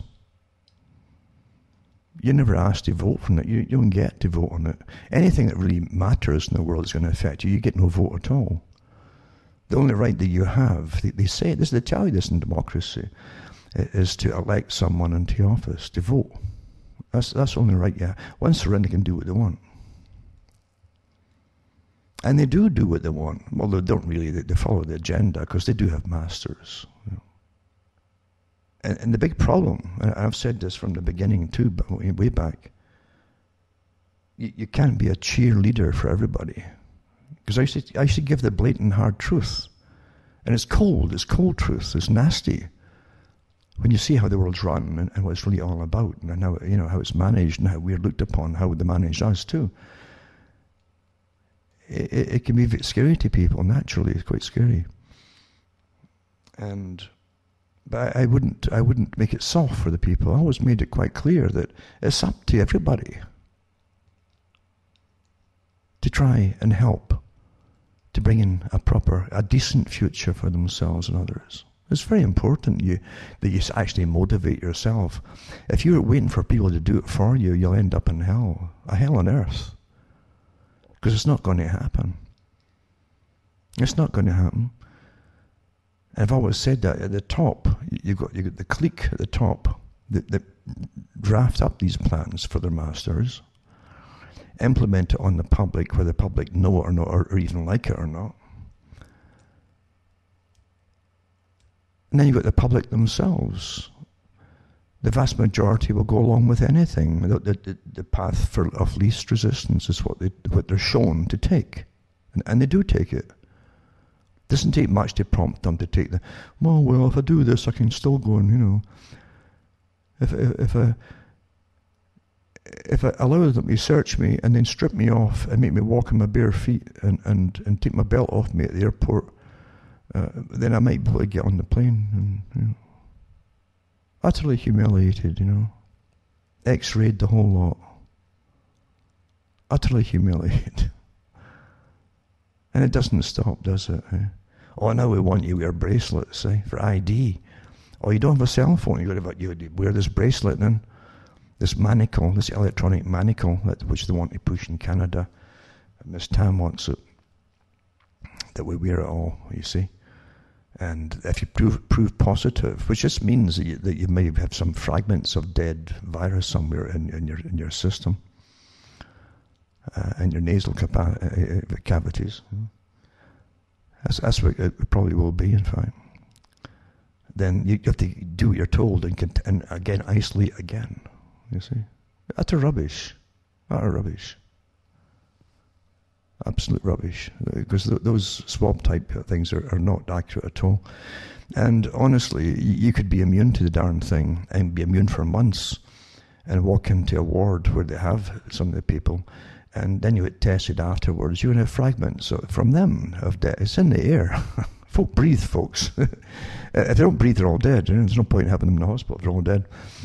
And they breathe out, and out with comes the dying. It's all dead bits of debris of these viruses and so on. And you'll test positive if you take the swab, because the RNA response to it is fragments are really what they're testing for. It's quite amazing that the folk just don't go the whole way of logic with it. It's just astonishing. What does the computer say? Well, it doesn't say too much, does it? But yeah, you are your own champion. I keep telling you, you are your own champion. And it's funny, after my talks, I always hear the same people with big shows, because there's authorized alternatives out there, put it that way. And they'll use my stuff even verbatim. It's quite comical. We never see where they get it from. If it wasn't for my stuff, some of them that you'll know actually, all you'll hear is about voting for Donald Trump, because that's what they're really supposed to be there to do at the moment. And as far as I'm concerned, Donald Trump is no different than anybody else, actually. He's got his job to do. We all know what it is, and it's not for America. That you have nobody to vote for because the other side's no better. That's the truth of it, folks. They're all placed there by the ones above them. And, I keep, maybe I heard wrong, but I mean, when I heard Donald Trump give the talk that he was going to have millions of the military going around giving doses of the vaccine door to door to all the different people, Okay. Is there to help who? Okay. So yeah, as I said, I even gave a talk too last time about you got to learn to re-say no, and a person from the same show said the same thing a couple of days later. But I guess I do an awful lot of work for nothing, for free, for these characters, because I don't push the politics, and they need other stuff apart from politics to talk about.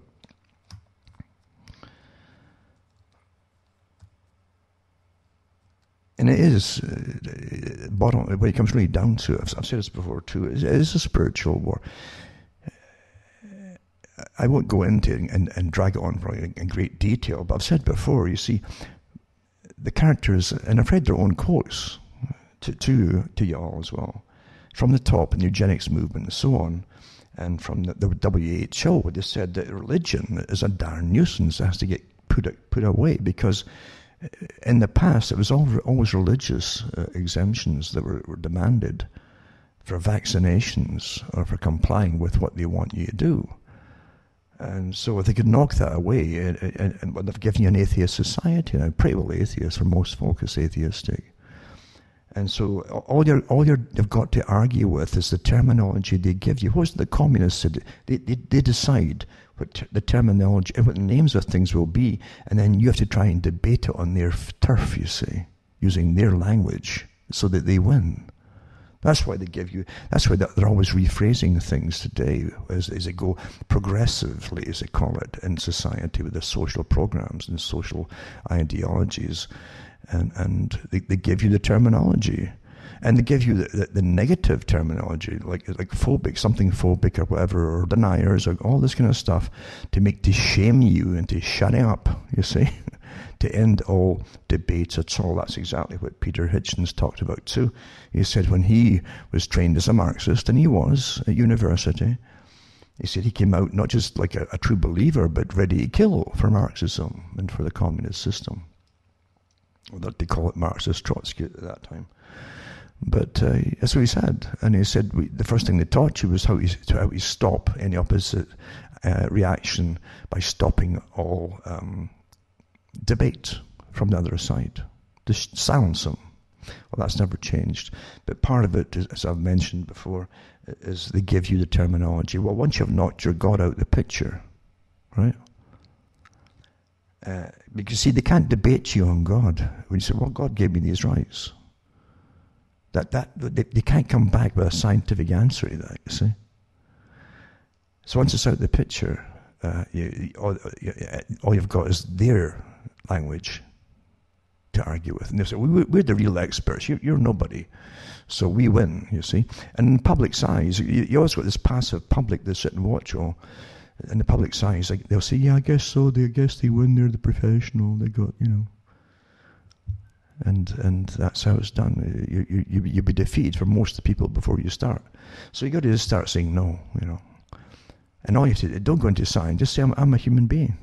Just like Network, the movie, where he said in Network, I'm a human being, he says, and I'm not going to take it anymore.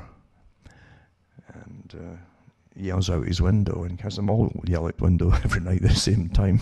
Maybe when they're all clapping for the National Health Service in Britain, which has been getting destroyed for years before this happened, by many different means, actually. But when they're having all their clapping and that, and all the cameras turn up for the televisions, and nurses from all around come out, they don't even work in the hospital with them, and they'll take part in this big love-in there, and you know, and they're not going by social distancing and laughing and they're all getting clapped and stuff. Maybe all the poor convicts, all the general public, you're all convicts now, you see, locked down your homes. And but maybe you should be worshipping all the folk in uniform now. Worship them. I mean, all fascist societies love you to worship the services, as they call it. You know, the police, military, and everything else. And teachers, by the way. If teachers could get their own uniform, they could join the act because they're getting big bucks too. Like Stalin says, you pay your teachers well because they indoctrinate the next generation of citizenry. So you get them all together in the pictures, congratulating each other, and you got to applaud them. And that would break the monotony of it, wouldn't it? Of being locked down like a convict. You see? Isn't it wonderful? You get locked down, and then you're supposed to praise the people. They're going to keep you in line, like the police. That's really good psychology. It's a great technique, isn't it? Where the police can join the nurses and everything. I mean, the police themselves have no problem going right up to folk less than 6 feet away in Britain, as an example, right in their face, and push them and moving them or arresting them. You see, they're probably spreading it more than anybody else. Maybe they're doing a good job if it's going to create herd immunity. Maybe they're unwittingly doing a better job of it, you know. It's really something. Every year I used to think about herd immunity when the flu season came around. Because when nothing much was happening, they've got to keep training the public to respect police. You know, that's what ride programs are for. It's nothing to do with catching the drunks. The drunks generally know not to go on the road when they're drunk, or they know where the side roads are or whatever, you see. But they're really a form of exercising control on the public, to keep you in the public. It's public awareness that the cops are still there to remind you, because everybody's guilty of something. Everybody feels, as soon as you see cops, unless you become a cop, you see. I think that's why a lot of people become cops, because then they don't feel guilty anymore. But whenever you see cops, you always think, oh my God, what have I done, you know. And you're trained that way. You really are trained that way, aren't you? It's just quite something to how you've been trained from birth to be a cowering little animal. But that's how it is. Very naive people are trained that way. But I used to think during the flu season, because they'd ask you to roll the window down there was one, they'd stick their face inside the car to sniff your breath. It's rather insulting, and it's a challenge. It's an aggressive act. It's like dogs. Try that with a dog, and you get your nose bitten off very quickly.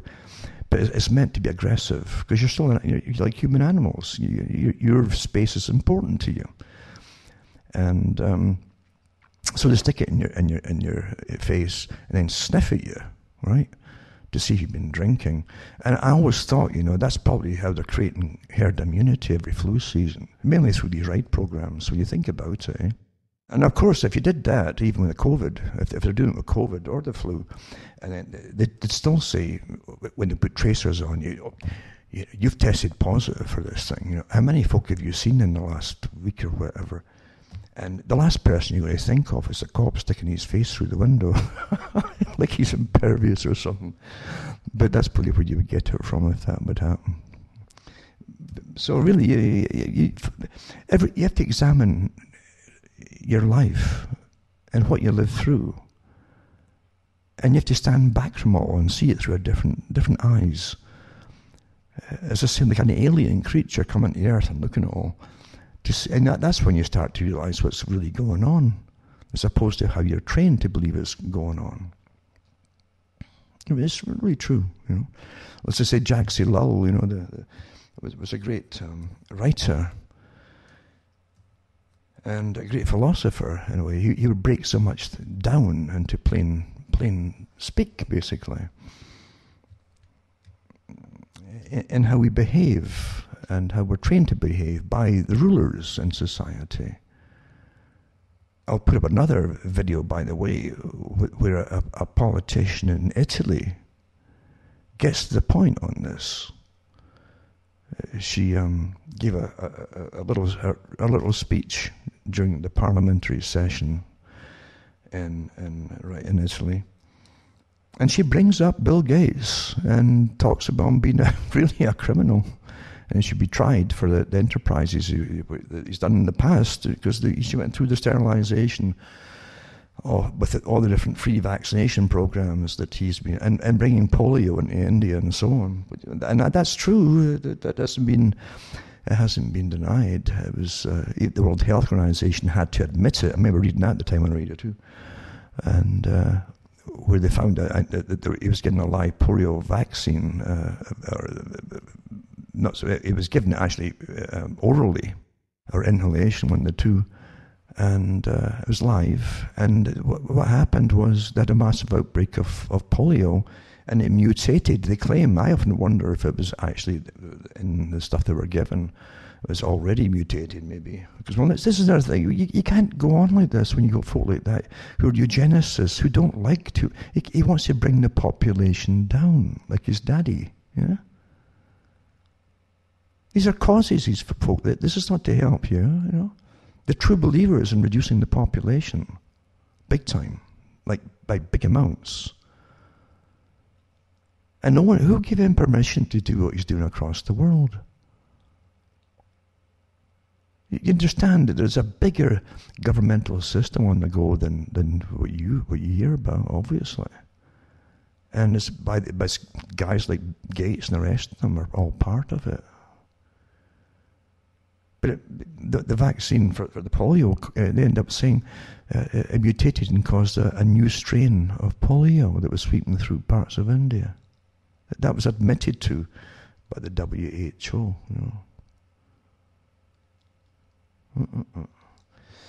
And then the sterilization too, with the so-called free tetanus shots. Lots of stories about it. All can be verified, as I say, and these people are really monsters. That's how I see them. It's only because they still look partly human, like Bill Gates, that makes folk think that he could never do anything really awful. Doesn't look like a very strong man, does he? And flaps his arms around an awful lot, But and those eyes are dead. They're steely cold, behind them. There's nothing there. This is a guy who really is dedicated to these causes of breaking down populations and so on. You can see it in him, yeah. And in his talks too, he's been quite open about it. But that politician in Italy, it goes through it, the whole list of the agenda, and quite condensed form, and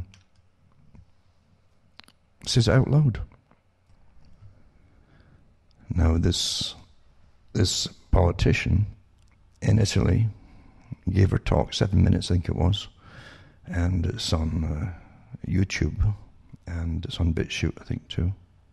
And she went right to the throat, right for the throat, and she demanded the arrest of Bill Gates in her talk in the Parliament.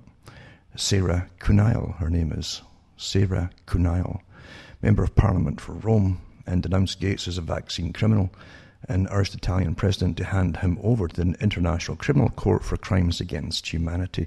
She also exposed Bill Gates' agenda in India and Africa. Asked him about what they did with the sterilisation, and also the disease, the polio disease that was let loose through his particular brand of vaccination. This is in Africa, along with the plans to chip the human race through the digital identification program ID 2020. I mean, this guy's got his hands, he finances a good chunk of the money to the WHO. So everybody's in his pocket there, right? The official ones who are pushing the agenda are in his pocket.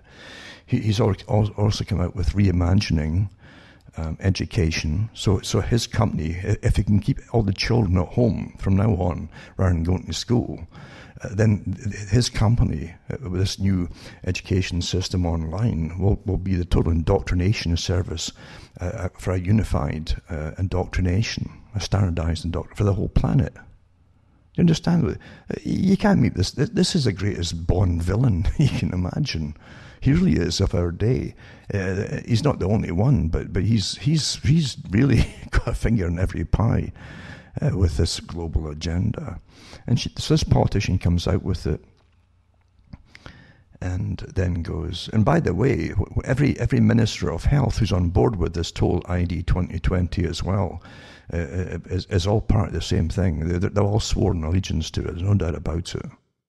Early in 2015, it was the Italians who exposed secret Chinese biological experiments with coronavirus back in 2015, eh? And they show you some of the links they had there at the time.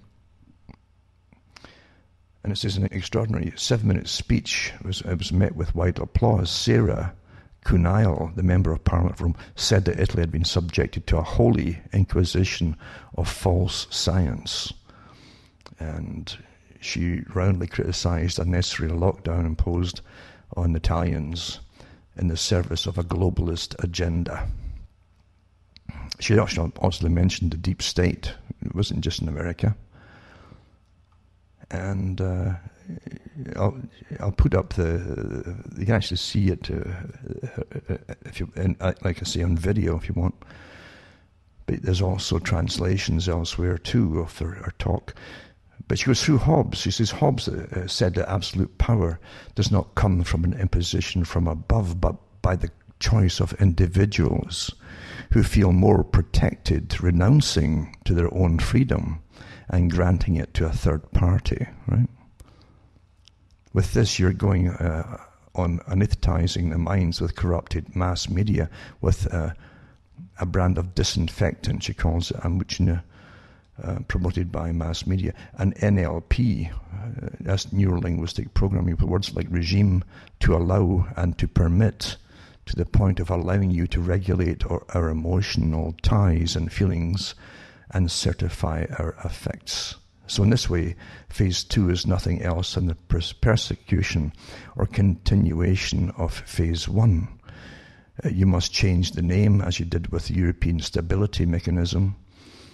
Says we have understood people, for sure, don't die for the virus alone or from the virus alone. So people will be allowed to die and suffer thanks to you and your laws for misery and poverty. And as in the best regimes, the blame will be dropped only on citizens.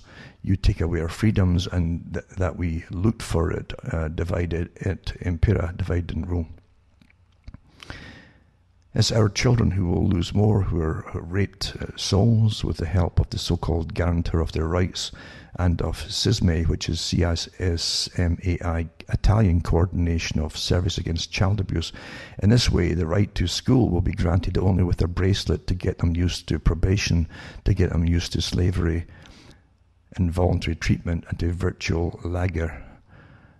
This is all this in exchange for a push scooter. I guess give them free push scooters and a tablet to the little children. Get them trained as criminals, really, yeah. All to satisfy the appetites of financial capitalism, whose driving forces the conflict of interests, conflict well represented by the WHO, whose main financier is the well-known philanthropist and saviour of the world, Bill Gates. So you wish some of the politicians here would give these talks out on the air. Mind you, they wouldn't get them out. They would have a sudden interruption of services on the TV. And she goes on and says that based on intercepted human intelligence report, a controversy has erupted in Nigeria whereby Bill Gates is accused of offering Nigerian House of Representatives a 10 million bribe for the speedy passage of a forced vaccination program. We all know it now. Bill Gates, already in 2018, predicted a pandemic simulated in October 2019 at the Event 201, together with Davos, Switzerland. For decades, Gates has been working on depopulation policy and dictatorial control plans in global politics, aiming to obtain the primacy on agriculture, technology, and it's true enough. When he's trying to deal with the meat supply, he's quite open about it. He's even got patents on certain artificial meat products. And of course, he's right into the different agribusinesses as well. No kidding, this guy's way above Blofeld and the Bond one, way above that. And also it says, she quotes Bill Gates, who from his speech, and I put up the link before too to a YouTuber, he says, if we do a good job on vaccines, health and reproduction, we can reduce the world population by 10 to 15%. Only a genocide can save the world. Really? And she says, with his vaccines, Gates managed to sterilize millions of women in Africa. Gates caused a polio epidemic that paralyzed 500,000 children in India. And the link is here too as well, by the way. And still today, with DTP, vaccination, Gates causes more deaths than the disease itself, and he does the same with GMOs designed by Monsanto and generously donated, in quotation marks, to needy populations. All this while he's already thinking about distributing the quantum tattoo for vaccination recognition and the mRNA vaccines as tools for reprogramming our immune systems. In addition, Gates also does business with several multinationals that own 5G facilities in the USA. As I say, it goes on and on and on. It's quite good. Talks about the deep state, talks about high-tech multinationals like the Roman engineering, which is a friend of the noble Mantoan, this is Italian, or bending spoons of Pisano, which are there for control and manage your personal health data in agreement with the European Agenda, ID 2020. Yeah, your governments are all completely complicit with the exact same agenda. It's all one big agenda worldwide here. And it was drafted up long before you heard of this coronavirus, this 19. And this is the Italian contribution to the International Alliance Against Coronavirus will be 140 million euros, of which 120 million will be given to Gavi, that's the GAV Alliance, the non-profit by Gates Foundation. They're just a part of the 7.4 billion euro fund by the EU to find a vaccine against coronavirus. Vaccines which will be used, as I've said before. No money, of course, for serotherapy, which has the collateral effect of being super cheap.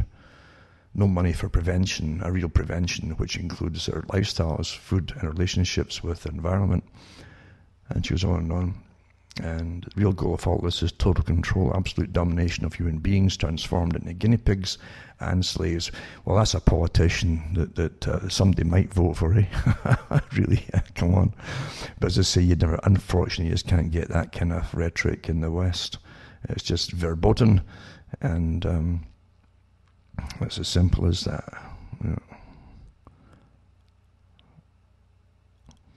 But yeah, she ends it with hoping that the President, Conte, next time you receive a phone call from the philanthropist Bill Gates, forward it directly to the International Criminal Court for Crimes Against Humanity. If you won't do this, tell us how we should define you, the friend or lawyer who takes orders from a criminal. That's the kind of stuff you want to... This woman's got more cojones than the guys, obviously. But that's what has to be said. This isn't speculation, just given out here. Everything she's saying can be confirmed, including the damages being caused by certain vaccines across the world.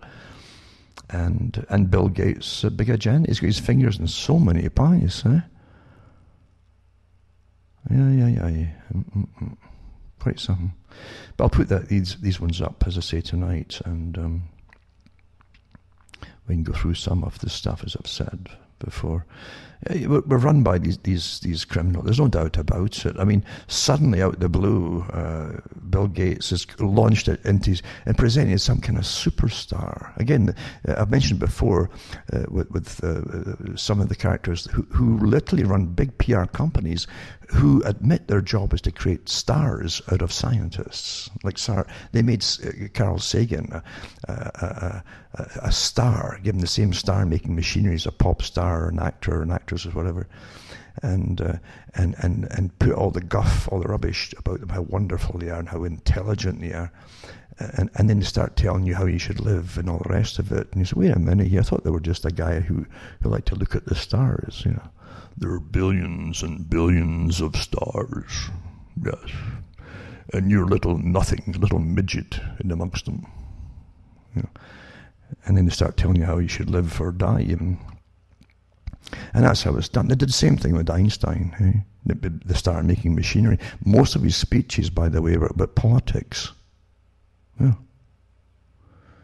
Well, I think I'll follow Einstein because he's got good ideas in politics. Well, there you go, see.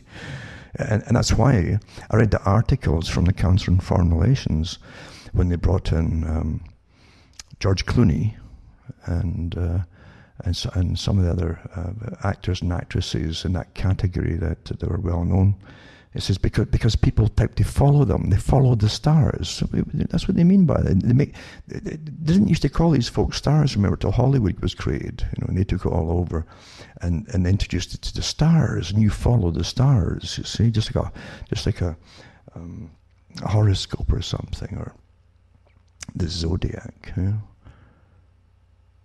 And sure enough, it doesn't matter what kind of bimbo it is, but she's presented as someone that says amazing things. Oh, well, my God, I'll follow that. She knows what she's talking about. I've seen her in that movie where she murdered 10 husbands, and she's awfully good. So that's all it takes, eh? Actors and actresses generally have nothing to say. They don't know who they are themselves. They're always acting, That's what they give you to follow, you see. So they do the same thing with scientists. And Bill Gates made him, because he's got all the money in the world, so he can pay for them. He make me a star, and they make you a star. And suddenly he's presented in every show as though he's the ultimate authority on. He has no medical training of any kind. Doesn't matter, though, eh? That's how it's done. Well, he's a rich man, Well, who made him rich? What made him rich? Do you really think these are all self-made people? They're all part of a big front, as I say. If they have to appear in front of the public and speak and so on, they're not the top. The top ones don't work at all, for those who don't know it. But I'll put these links up tonight. Remember, too, again, I keep stressing this because the way things are going is the big tyrants in the top there, who literally have given you the only kind of form of communications left, and who are censoring everybody way more than any Stasi operation could ever have dreamed of. It's as I say, it'll get worse and worse and worse as this goes on, because they're saying that it doesn't matter if what you're saying is true and can be verified. If they want you to shut up, they'll say you're saying the wrong information. It doesn't matter how true it is or verifiable it is. They've decided they just want rid of you, you see. This is what tyrants do down through history. And now it's electronic communication, and they've made sure that they're in charge of all. I've always said before, you're not giving more access to more information or more means to communicate, to getting less. When they withdraw and eliminate other forms of communication, that they're narrowing your choices, and then they owned up with what's left, right? I told folk back in the 90s what's going to happen. I said, they get 20 years out of this internet, because they've got to get addicted to it before they start taking away your rights, make you pay for things, and then yada yada yada. And I said, but then you've nothing left. I says, don't get rid of your little printing presses and machines, and you might need them again. I really mean that, because the tyranny that's coming down the pike is way beyond the old Soviet system, where they simply, or the Stasi system. The Stasi was better, really, where they literally had a fantastic technique of forcing folk to spy on other people. And a good chunk of the population was spying on all the rest of the people. You never knew who was who. But this is more efficient when you're voluntarily putting all your data up on their system, and they tell you that they've got the rights to use all your data, and you've gone along with it too, you see. So you update yourself to them, and you do it voluntarily, and they've got all that, you see. It won't be hard to come and find you no matter where you are, and just make you disappear at the right time if need be. You got to understand something. And I don't want to lecture people, but when tyranny takes a real hold and gets going, right now it's not even a fast walk. Once it starts walking quickly, almost at a trot, then you'll see it. You'll see the teeth then. That's how tyranny really works. And you got a chance to do something before it gets to the trotting phase by saying, no way at all. And it's going to take, as I say, the Gandhi technique of a passive kind of resistance, non-violent resistance. But definitely, is people individually, little lights come on across the planet and say, no, that's it. That's how things have to work. Because the majority of the public will go along with who makes the most noise, but they'll follow the lights going on eventually. If they see is making an effect and possibly going to win, that's when the rest of them just jump on board. That's what they always do down through history. Because what they're bringing down here in an atheistic society, like Russell said, and he was all for it, is a scientific tyranny. It's not even science, it's bogus science, as you know, most of it. But it's under the guise of science, and they've knocked out all your arguments, especially with God and religion. And that's why they're so cocky about it right now. So you better find your gods back again and bring it back and start putting it up. Because if you don't do it, they're going to walk all over you and destroy you. There's a hell on earth. A scientific tyranny, as Bertrand Russell said, will be truly a hell on earth. That's what he said. But that's what he was all for. And he said that. He says, I'd rather be a scientific tyranny. It will be brutal, but that's what, and that's what if you're in the way of a scientific tyranny, you're not a person with rights anymore, or even God-given rights, or any kind of divine rights at all. You're just a creature, no different than a mouse, and they'll squash you. Like they squash a bug. You're just in the way, and you're irrelevant, and that's where science eventually always goes in the atheistic type system. I hope you understand that. So going to cuttingthroughthematrix.com, as I say, take notes, permanent note of all the sites I have listed on cuttingthroughthematrix.com in case any of them go down.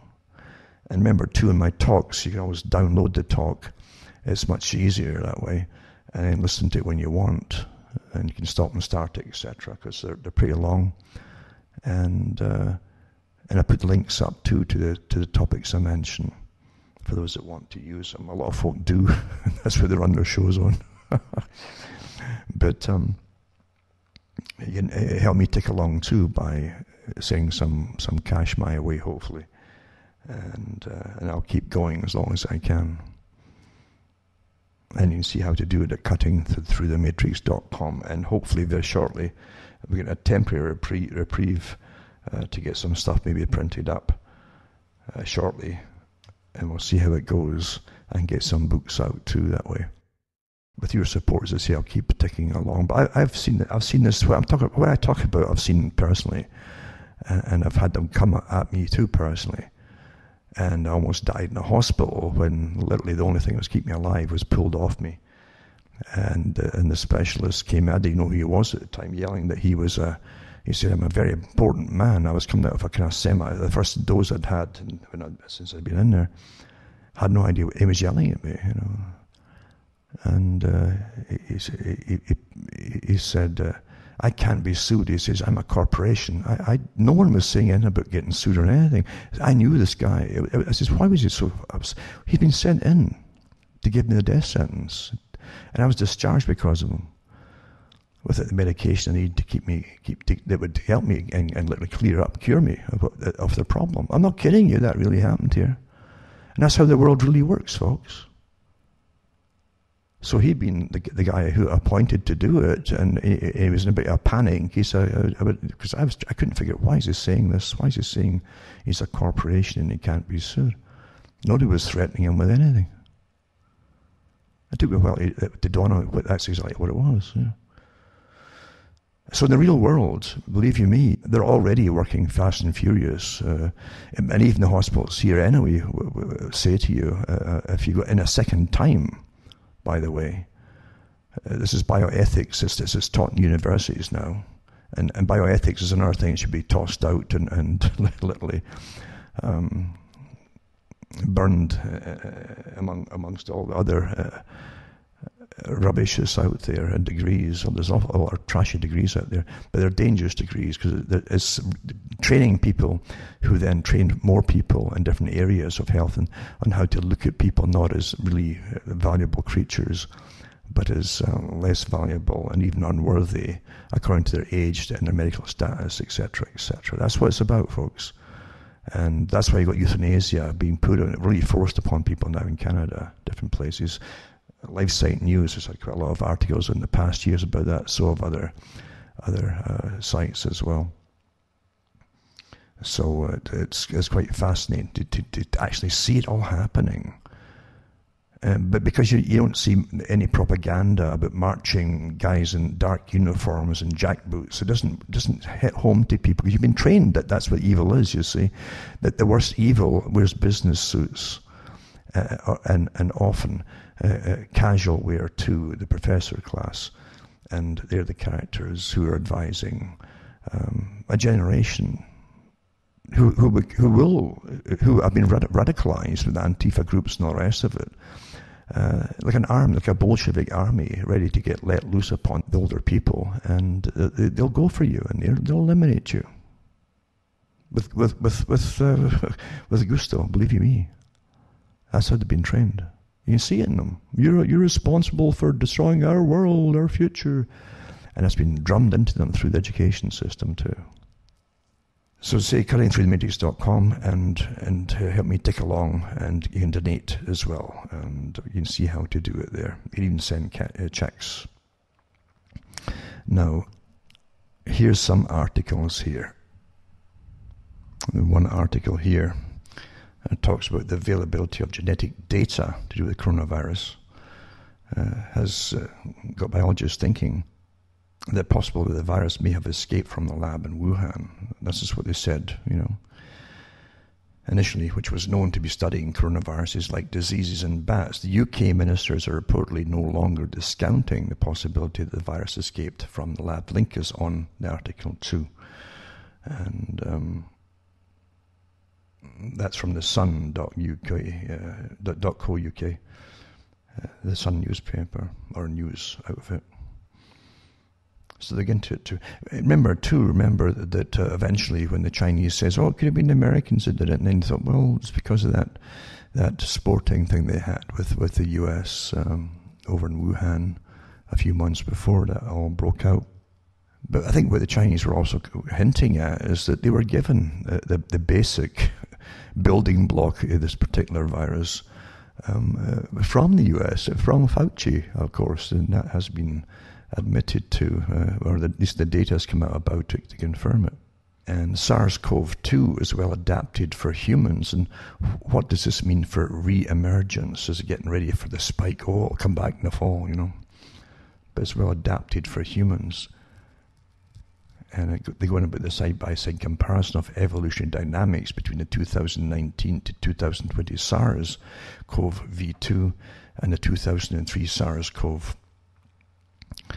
And we're surprised to find that SARS-CoV-2 resembled SARS-CoV in the late phase of the 2003 epidemic, after the SARS-CoV had developed several advantageous adaptations for human transmission.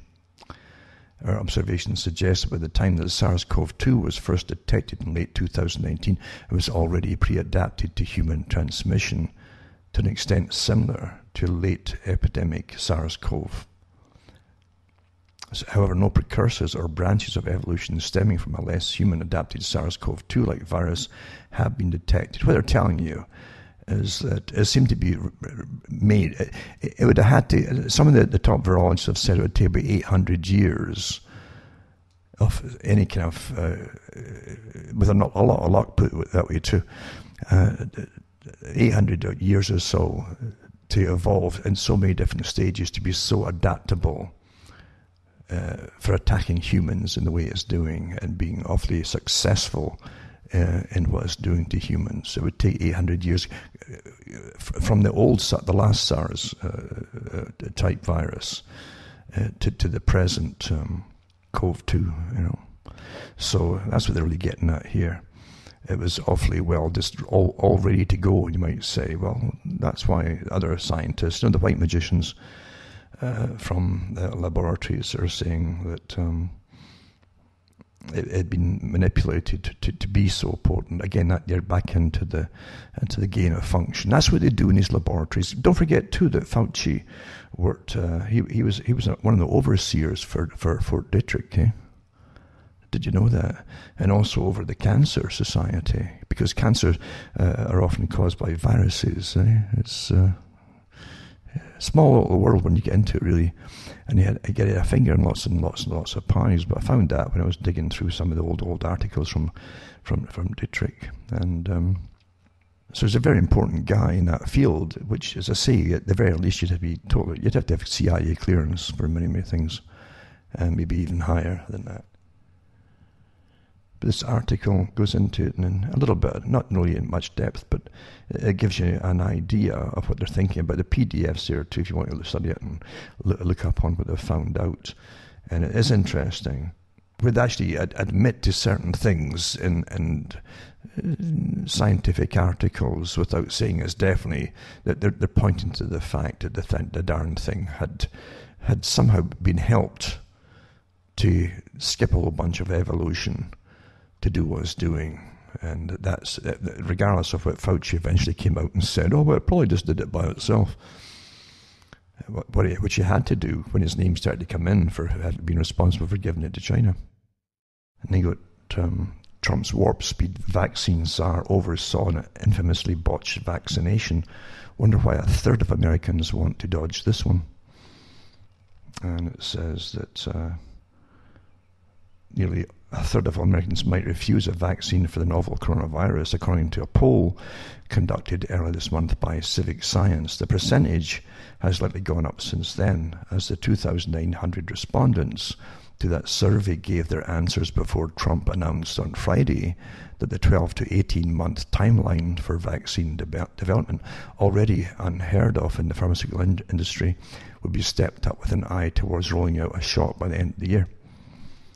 It's not just a shockingly abbreviated timetable that has Americans worried about their safety regarding the proposed vaccine.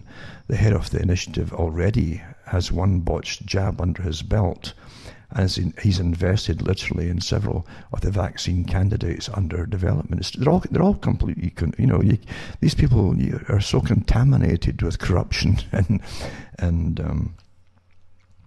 they've got fingers in all kinds of pies.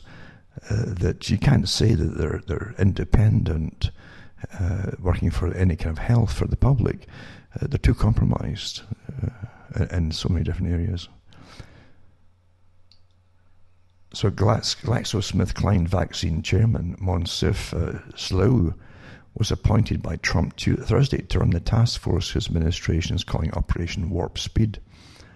Salou spent 30 years with GSK, that's Glasgow SmithKline, one of the dozens of pharmaceutical companies working on the vaccine. He's also earned close to $500,000 as a director of Moderna, currently tapped as one of the leading candidates in the vaccine race. I wouldn't go near them too.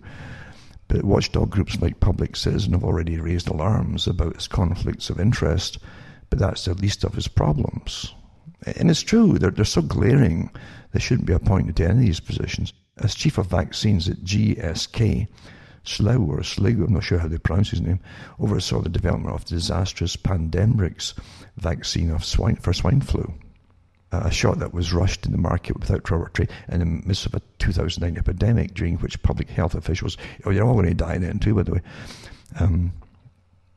the officials were shrieking about enormous death tolls that never materialized, with some claiming the death toll would rival the 1918 influenza pandemic. Sound familiar? And it says the result of the hastily approved process was unsafe and ineffective shot that left over 1,000 recipients permanently brain damaged. Oops, some 80% of them children. 40% of National Health Service staffers were vaccinated under false pretenses, told the shot was safe and effective. The UK government was forced to pay out millions of pounds in compensation, as GSK had refused to supply the drug to governments until it was indemnified against lawsuits, meaning impervious to lawsuit, they couldn't be sued. Pandemrix was never approved for use in the US, and it's possible Trump is unaware that his vaccine czar was involved in the sordid debacle. Why can you keep making an excuse for Trump? I mean, yeah, the rubbish I've heard for Trump, honestly, is beyond any kind of comprehension.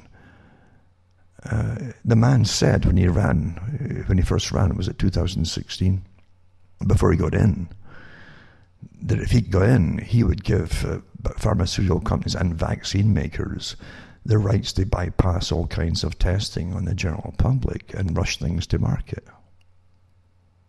What part of that don't you understand? Do you think he just was uninformed? It's just astonishing to me. Do you hear the rubbish they used to have? Or somebody took away his cell phone because he was tweeting. Do you really believe this tripe? Huh? You've never heard any guff like this in your life. So here they go again. Maybe he doesn't know what this guy was involved in. Maybe he doesn't know. But as I say, it wouldn't matter who was in, because they're all the same, folks. That's the truth of it. They're all the darn same. He goes on to say here, as his GSK's checkered past isn't exactly as secret stateside. The firm had the dubious distinction of paying out in 2012 the largest fine ever paid by a pharmaceutical firm, after admitting to what the Justice Department called the biggest healthcare fraud in history, shelling out $3 billion as punishment. That was a drop in the bucket, by the way, for, amongst other things, concealing the deadly side effects of his diabetes drug, Avandia. Of course, GSK is hardly the only drug company cutting corners. Moderna, the favourite to win Operation Warp Speed, has never brought a vaccine to market before. And the mRNA vaccine it's developing is a type that's never been approved for use in humans. Worse, the company is actually skipping animal trials completely, with its chief medical officer, Talismans, insisting he didn't think the intermediate step carried out to avoid subjecting humans to unnecessary harm was necessary. Can you believe that? Huh? His chief medical officer, or how much he gets for promoting that kind of stuff, says he didn't think the intermediate step carried out to avoid subjecting humans to unnecessary harm was necessary. No. It's a brand new type, an RNA type vaccine.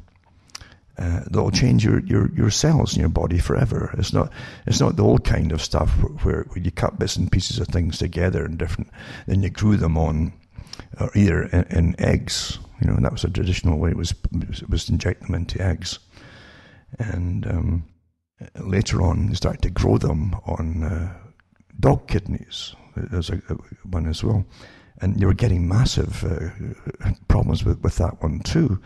That was one the Department of Defense talked about before, because they tried that with flu shots, some flu shots before, you see. And they found out, and I've read the articles by the makers of that particular type, say, well, it's different, it's much better, and they can make it much faster than the old egg way, and so on. They always give you glowing reports before they've even used it. They always do that to get their shares up. Oh my God, the money just pours in like you wouldn't believe. But the Department of Defense had to eventually start warning them to stop giving out the flu shots in 2017 to 18. And I put up the links to this before from the Department of Defense, so I'll try and get it again tonight. Because you had a massive cytokine reaction to it. And then you have a second wave going to your lungs too, of phagocytes. They eat up all the debris, like a battlefield in a sense. But they can also flood into the lungs and also choke you to death, basically. And cause hemorrhaging in the process too, is just eating up the dead cells, living in dead cells, that's what happens. And it'll continue until you get resolution, that's what happens. It's like a battlefield where viruses have been battling, and then bacteria set in secondary infections, you see, in the lungs, on top of the viral infection. And so it's a big battlefield with dying and dead cells all over the place, and in come the phages, and then eat them all up, etc. But they cause scarring in the meantime, and so on and so on. But anyway, if you survive that long, you're going to be in a bad way for a while. Well, they found out in 2017 to 18 that the flu shot that they were given, at first they claimed it gave good antibody response, but here's the thing: once they hit the real flu, the real raw flu in nature, once they hit it, they had a massive overreaction to it with the cytokine storm, and that was what was killing the people. Well, the same thing in Canada, where they panicked at one point. You know, the health group in Canada panicked, and the government had to warn people to stop right off the bat. If you've not had don't take this particular flu shot that year. And I remember reading it in the Air at the time as well, because they found the same thing, that folk who were getting the flu shot were way more. Actually, in that one that they gave in Canada, they were way more susceptible to getting the darn flu than they would if they hadn't taken the shot. There's so much. You understand that to write the good success story for these vaccine companies, they spend a lot of big money getting people to make up bogus reports on how wonderful it is. I used to do articles exposing this stuff years ago. They'd hire the top guys in the line of virology and bacteriology and so on, and have them write glowing reports. Nobody even checked up to see if the folk often existed. That's how you do it. The chronology, because the rewards are so incredibly lucrative. When you get government signing on every one of their citizens to take shots for whatever it happens to be. Big money guaranteed to get paid by the government, which is the taxpayers' money. But guaranteed, eh? And then they're made safe from prosecution. So I wouldn't let them stick anything in me unless the doctors or the nurses or had all their names and addresses and written that they knowingly gave me this shot, blah blah. And folk from the government too. It's been, I guess, mandated by Trudeau or whoever, then that their name's on it too, so that they're willing to handle the lawsuits and deal with the lawsuits if they're found to be negligent and putting people in danger of their lives, basically. Well, how about that? Isn't that a good way to do it? As I say, the top virologists are already out saying this thing's blowing over. Blowing over, meaning, you know, if the more lockdown you take away quickly, you get a faster herd immunity to it. But they've done everything to stop the herd immunity, really, to slow it so that they'll get a spike, so they can lock you down over the whole winter into next year. That's what they wanted initially. Remember that? And your system will never be anywhere near the same again. If they get that, you'll get used to it. You know, folk adapt to it all. There's an article too, it was also put out by Mercola, and he talks about Robert F. Kennedy Jr. again, and how he's been doing some courageous work. He says he co-founded Waterkeeper Alliance, the world's largest clean water advocacy group, and provides legal counsel for the National Resources Defense Council, which help protect organic producers for food and so on. He's also fought legal battles on behalf of the Informed Consent Action Network, founded by Del Bigtree, and chairs the board of directors of the Children's Health Defense. But he says he wrote a brilliant foreword to Judy Mikovits' book, Plague of Corruption. But he also says, while Kennedy was referring to Mikovits' moral courage, the same can be said for Kennedy himself, whose career as an environmental attorney and activist is built on defending those who cannot defend themselves. It includes children who are being harmed by vaccines that have yet to be tested for safety, especially when given in combination with other vaccines. And it says, what happened to Trump's, in this article it says, Safety Vaccine Commission. Trump was going to get a vaccine safety commission, but you'd see anything you get in, you know. But when President Trump was elected, he contacted Kennedy, right, and asked him to run his vaccine safety commission. Now listen to this. Unfortunately, the safety commission never got off the ground. Most of the stuff that Trump talked about never got off the ground. And he says, I agreed to do it, but immediately after that, Pfizer, the drug company, wrote a $1 million check to his inauguration committee. He then appointed a Pfizer lobbyist called Alex Azar, he's big out there, I use his name everywhere, to run the HHS. And he handpicked a Pfizer insider called Scott Gottlieb, he's all over this thing, a small gang, you see, to run the US Food and Drug Administration. As soon as they got in there, they shut down the Vaccine Safety Commission and any other questioning of vaccines, Kennedy says. That's how things work, folks. You talk about gangsterism, organized gangsterism. And it's the same in every country. It's the same gang, really, different departments of the same gang across the world right now. And they share the loot big time, you know. That's how they do it. Quite good, eh? And really, they're bold. They don't give a darn if they get seen or not. They're so cocksure themselves. But there you go. Kennedy was asked to run the Vaccine Safety Commission for the president. And but immediately after that, Pfizer, the big drug company in vaccine, wrote a $1 million check to his inauguration committee. That would be Trump's, I guess. He then appointed Pfizer lobbyist Alex Azar to run the HHS, and he handpicked a Pfizer insider called Scott Gottlieb to run the US Food and Drug Administration. As soon as they got in there, they shut down the Vaccine Safety Commission and any other questioning of vaccines, Kennedy says. He says, I think a lot of people were telling him you shouldn't be doing this, and Bill Gates was one of them.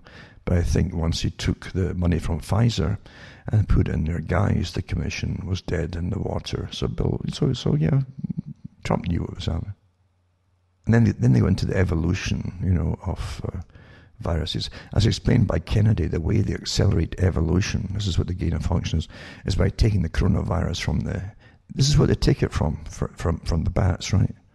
They take the coronavirus from the anus of the bat, and they replicate it in animal tissue such as pangolin kidney tissue. Next, the grown viruses are placed on a feral monkey to kidney cells, followed by mouse brain tissue.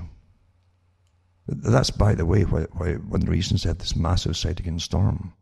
You see, these animals also have a whole host of other viruses in them. Humans do too. You carry them all the time, different kinds.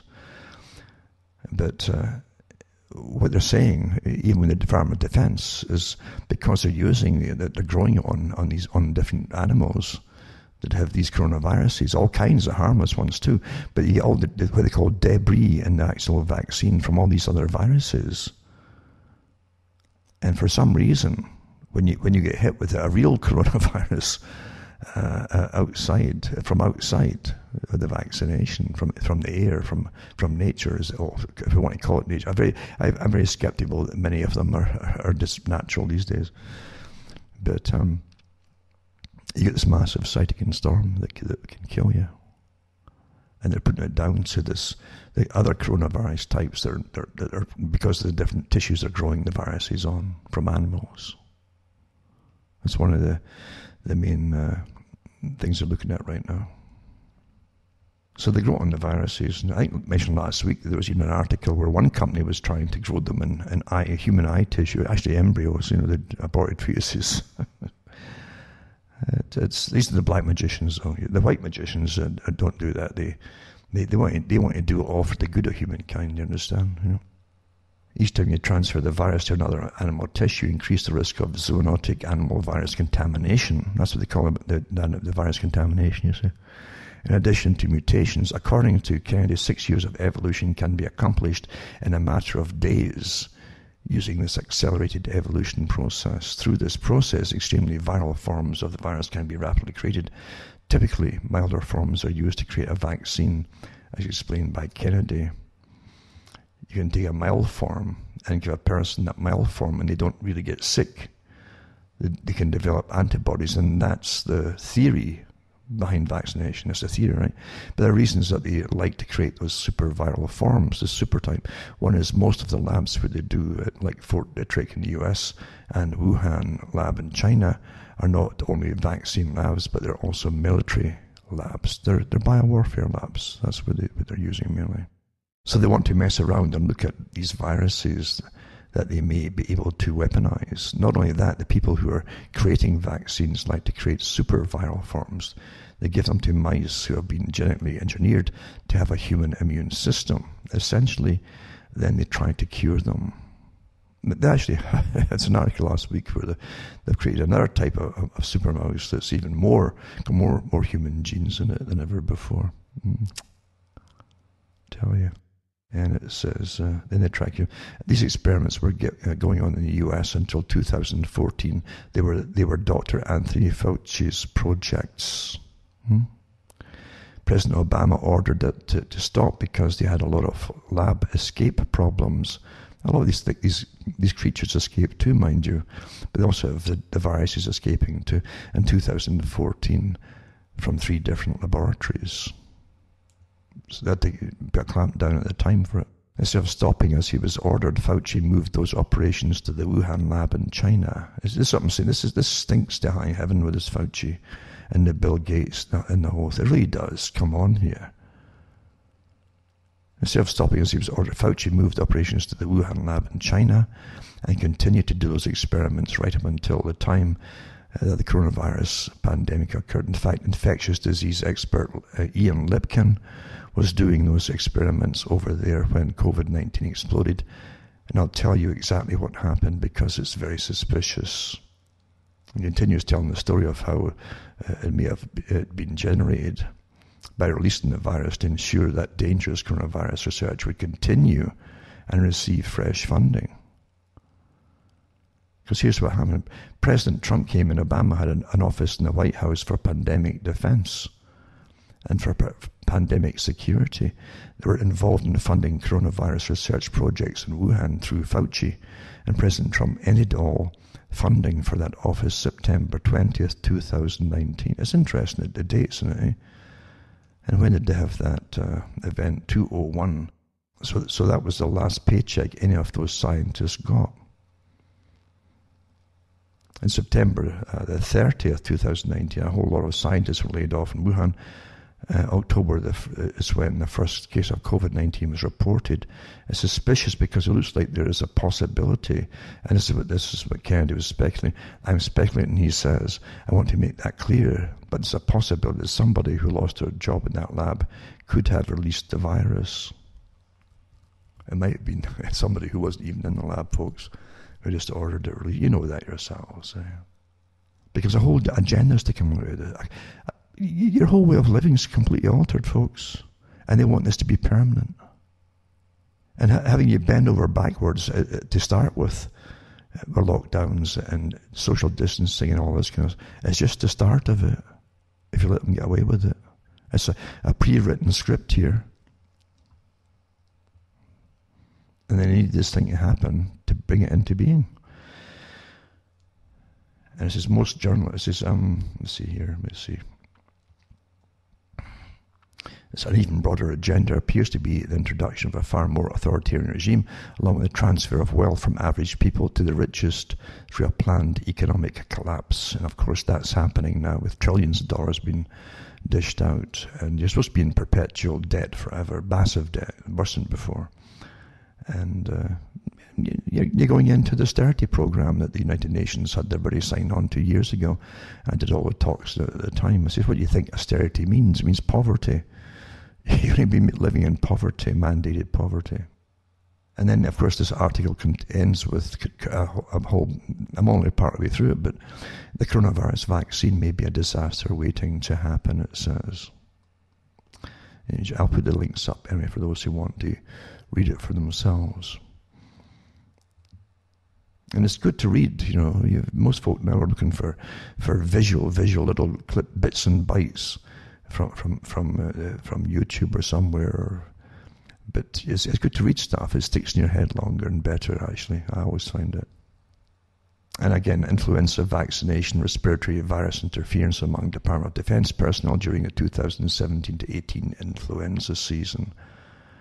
And that was by Greg G. Wolf.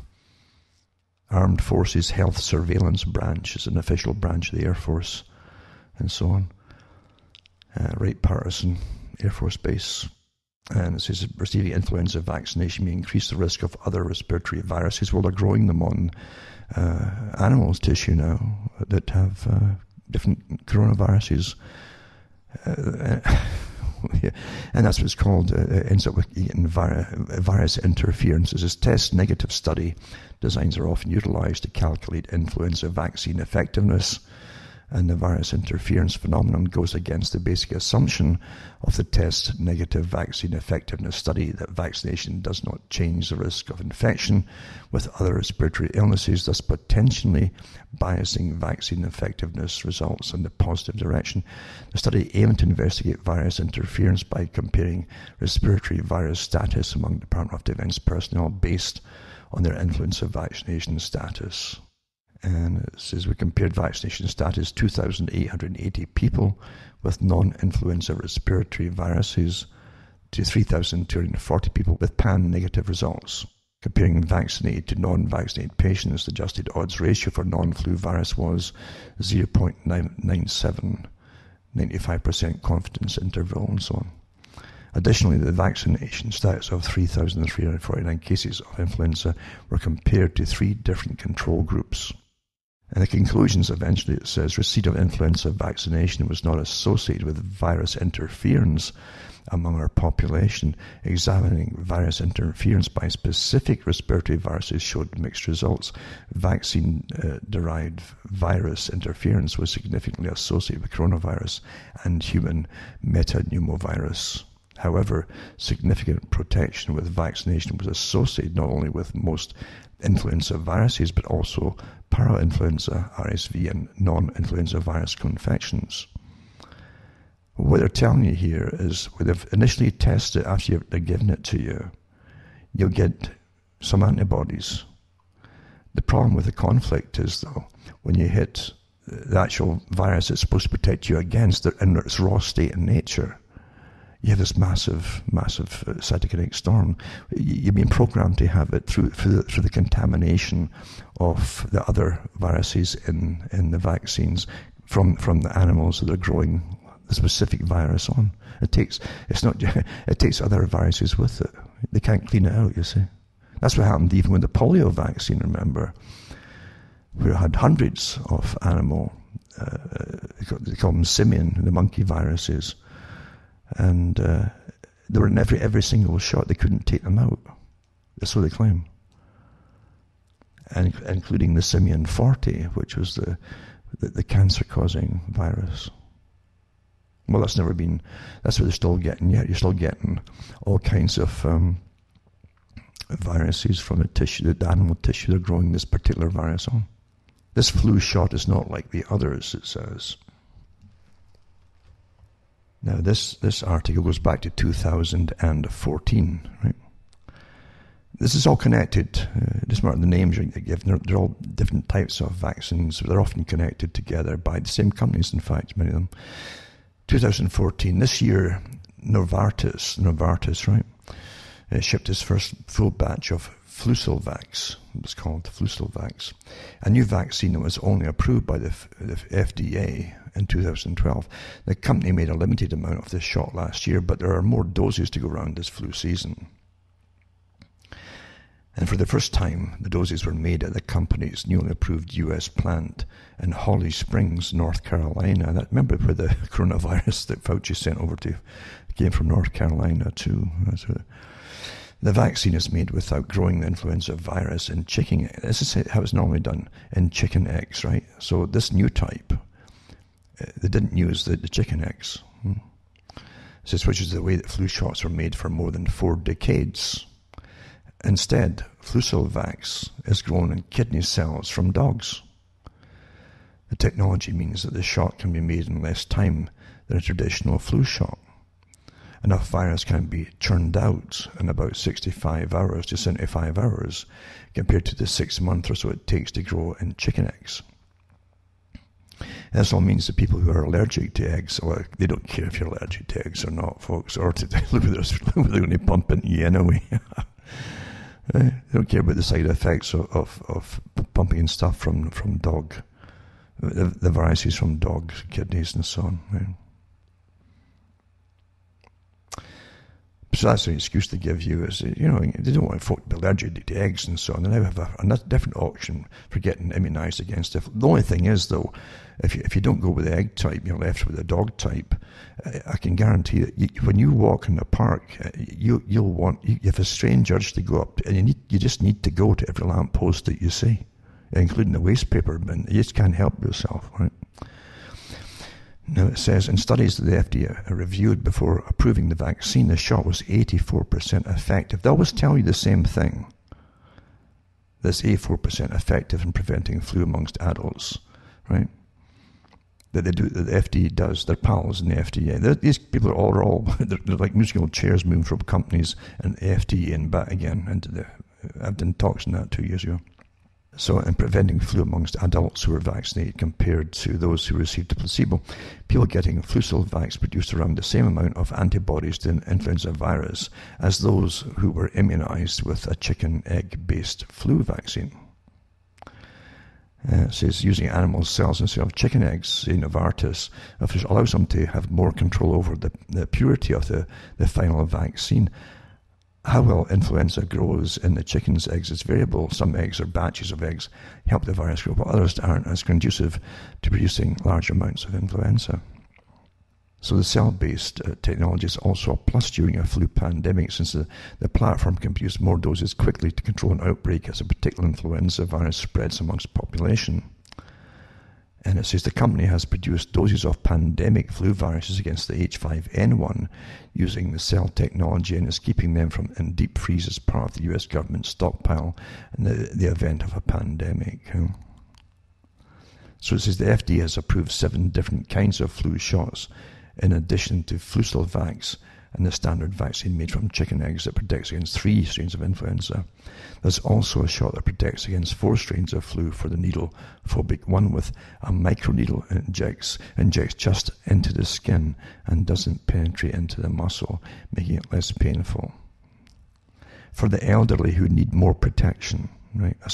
This is the end thing now. You give the elderly more protection, bigger doses of it. Now, if the smaller doses are having reactions with younger people, what do you think? And you're going to give heavier doses to the elderly who've got weakened immune systems.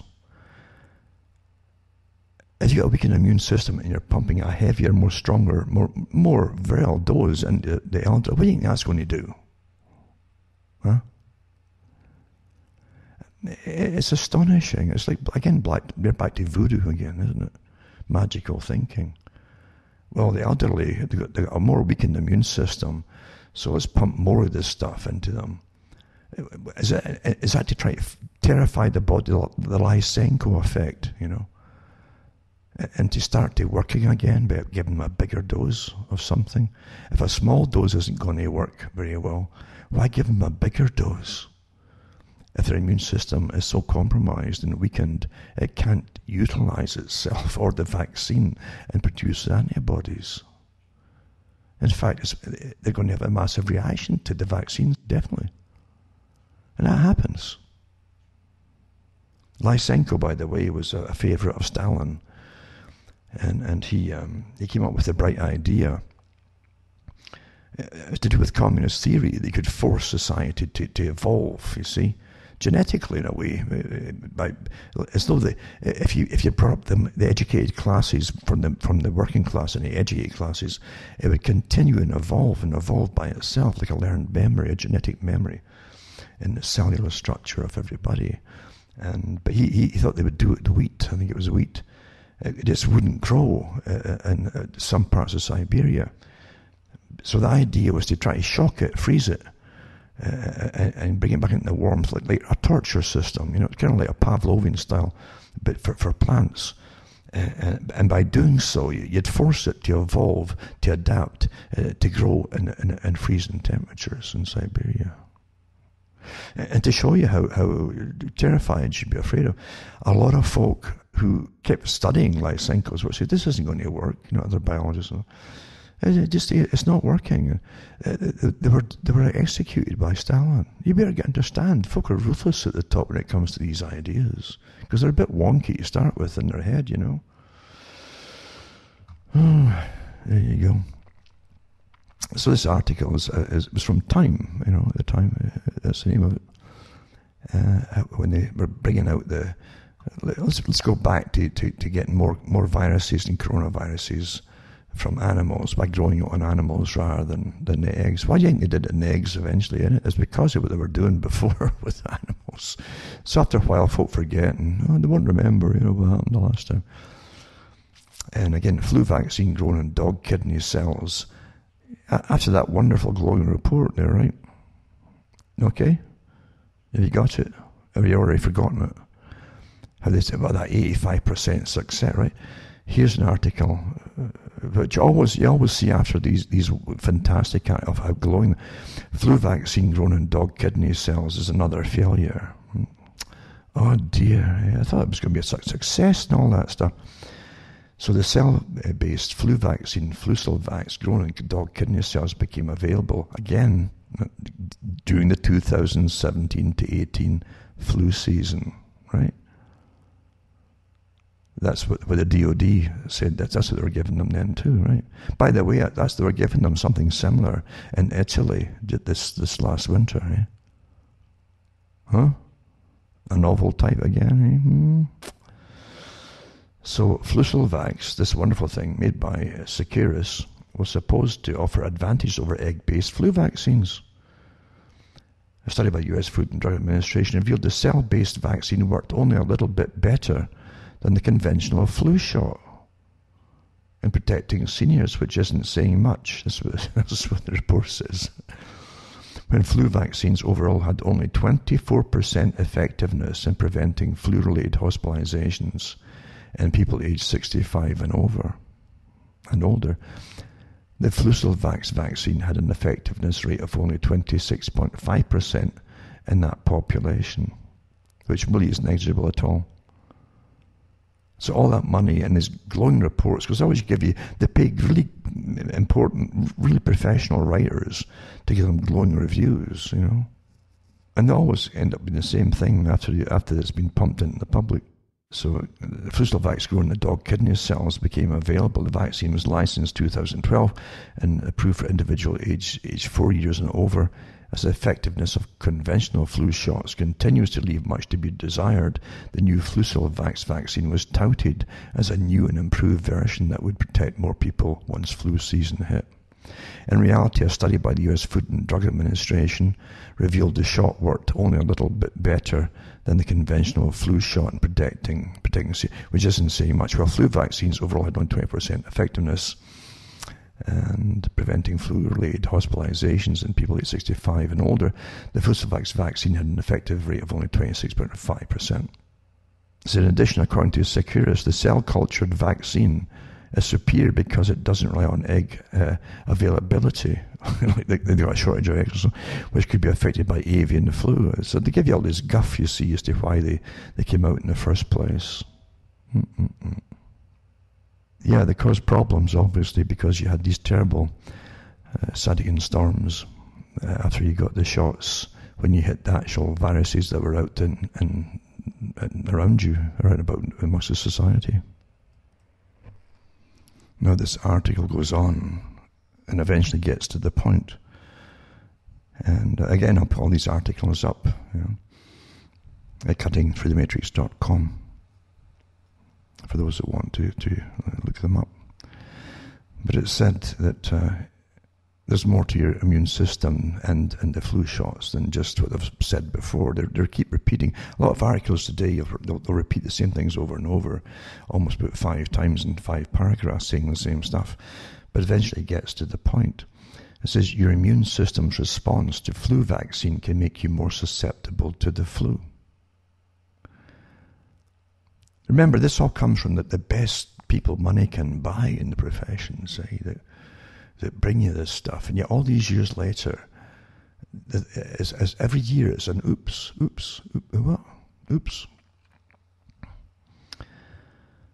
So the flu vaccine is described as the best tool to stay healthy during the flu season despite years of dismal failure. Well, who says it's the best tool?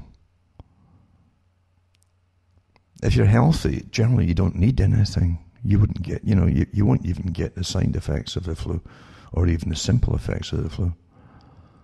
Most folk have got the coronavirus or had it already and didn't know they had it. They're not sick with it, most of them. It's the same with the flu. It says there are many reasons. A lot of folk had this. I say that had the viruses of polio going through them. Most folk did and had no symptoms. Then it left them. That's simple as that. There are many reasons why flu vaccines are often ineffective, starting with vaccine mismatches. Each year, health officials, they make educated guesses, and that's what it is. Here you are, right, from the people who want to jab things in your body, from dead tissues and so on, of different creatures and animals. They make educated guesses, right, as to which influenza strains will be circulating in order to include them in that year's vaccine. Often the vaccines are not well matched to circulating viruses. That's generally what happens. They always tell you that in the spring. Well, there's a wrong combination. Right? However, there's more to it than this, in part due to the complexity of your immune system and how it works. A term known as heterologous immunity describes the memory your immune system has of previous infections. This is awfully important, this part. So your immune system has a form of a memory, right, to previous infections, which allows it to respond to similar infections later. See? Sometimes it's a good thing, giving you protection from circulating diseases. But not always. As noted in the Journal of Leukocyte Biology, heterologous immunity has 2 phases: protection and immunopathology. Immunity to previously encountered viruses can alter responses to unrelated pathogens. This phenomenon, which is known as heterologous immunity, has been well established in animal model systems. Heterologous immunity appears to be relatively common and may be beneficial by boosting protective responses. However, heterologous reactivity can result in severe immunopathology. That's damage. It may help explain why flu vaccine may offer some level, and that's what I was telling you earlier, often these shots, especially when they're grown on this hodgepodge of animal tissues and so on, with many humans have stacks and stacks of viruses in them at any time. We do. Often you're born with carrier viruses too, or pigeon viruses, or carrier viruses. I always call them pigeon ones, but because you're born with a lot of them too, or you get them from your mum and so on, and they're harmless throughout your life. But animals have them too, and often they can be similar but not the same. So once you're putting some ones from animals into your bloodstream, especially if there's ones that they've been using for vaccinations.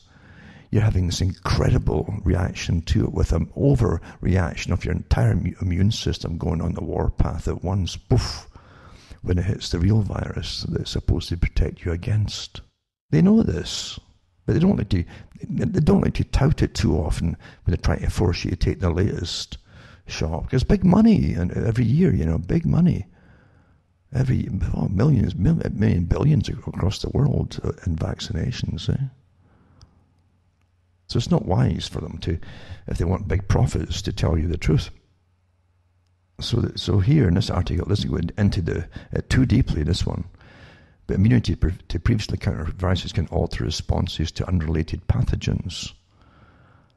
But the pathogens, you see, are related because they're in the shots. That's what I was saying. You get all this other, they call it debris from other viruses from the animals that they're pumping into you. Doesn't say that in this one, but that's what it is. The phenomenon, which is known as heterologous immunity, has been well established in animal model systems.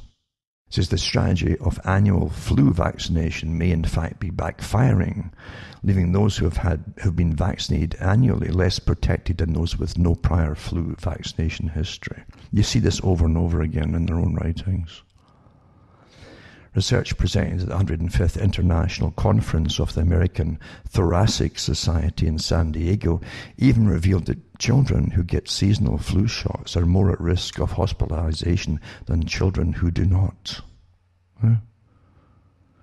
Now, these aren't conspiracy sites, folks, and the International Conference of the American Thoracic Society isn't some cloak and dagger thing, And this is what they found.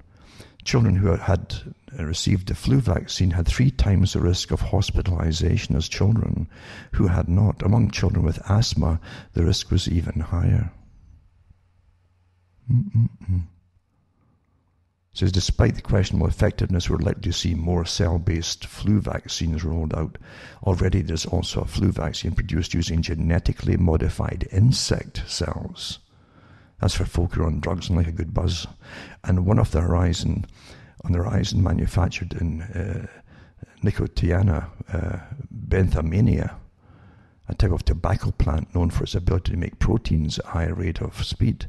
Yet no one knows what the long-term effects of such vaccinations will be, or where their purported benefits are truly worth the risk. Well, I guess they probably take the Nicotina one, along with the insects, and they really do get a buzz then, when they're smoking it. The Cochrane collaboration concluded in 2014 that the NNT number needed to treat for the flu vaccine is 71. In other words, 71 people have to be vaccinated in order for a single case of influenza to be avoided.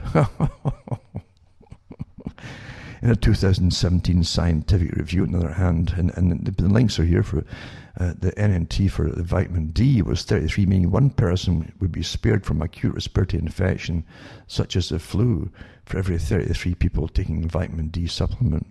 No kidding. I guess if you get more sun, it would certainly help too. That's for no doubt about it. This article is on to eventually to natural killer cells, or a specific type of white blood cell. They're an important component of your cell-mediated innate immune system, are involved in both viral diseases and cancer.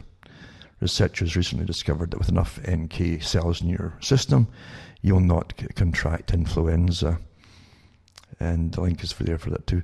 It says KLDR1 is a receptor gene found on the surface of NK cells, and the level of KLDRD1 found in a person's blood prior to exposure to influenza virus was able to predict with 86% accuracy where that individual would contract the flu. Anyway, it goes on and on and on. But don't be scared to look at every sort of article out there. You get other ones with fanatics. They'll just tell you garlic, garlic, garlic cures everything, all that kind of stuff, And it's fine for the people who want to believe it all, but the fact is, you'll find lots of good information that have been taken from official sources on your journeys. You can verify them. This is the whole point. You would verify them too. It's amazing what goes on. Here's an update from Florida Health Department. A manager was told to delete coronavirus data, and apparently she designed a program for them, for Florida and for the health department, and they didn't like the numbers she was giving them with different things. And I think part of the study that she did was showing you that people had already had been testing positive to the flu before it was supposedly out, or something like that. But anyway, whatever it was, it just shows you that you can't believe the official stuff they're giving out, especially during this pandemic, where they're lumping in sick people, sick and dying people with all kinds of things. And like everybody else in society, you probably find they've got the debris of a lot of these viruses in their nasal cavities. But they say, well, if they detect that at all, they put them down as COVID deaths. That is not science. That's a political, that's an agenda, a social, political, and economic agenda at work here. No doubt about it, folks. And so they've really, you can't believe anything they tell you anymore. So this particular woman, anyway, she was told to delete coronavirus data and forced to resign, she says. I'll put that link up there too for folk who want to see it. And her name was Rebecca Jones. Another article here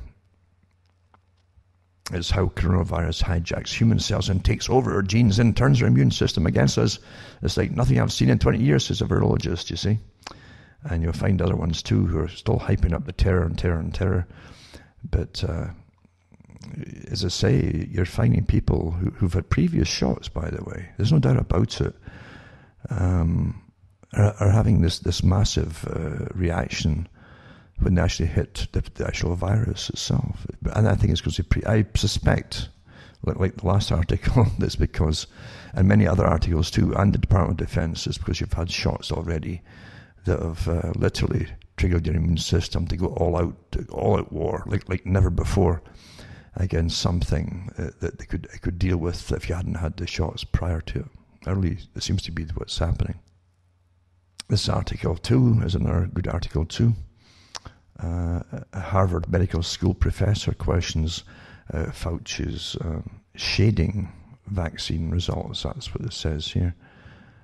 And at any moment in time, with narrative following scientists are lauded like unquestionably omniscient supreme beings, enabling dumb as rock partisan politicians to play omnipotent overlords without fear of blowback. The world needs more people like William Hazeltine.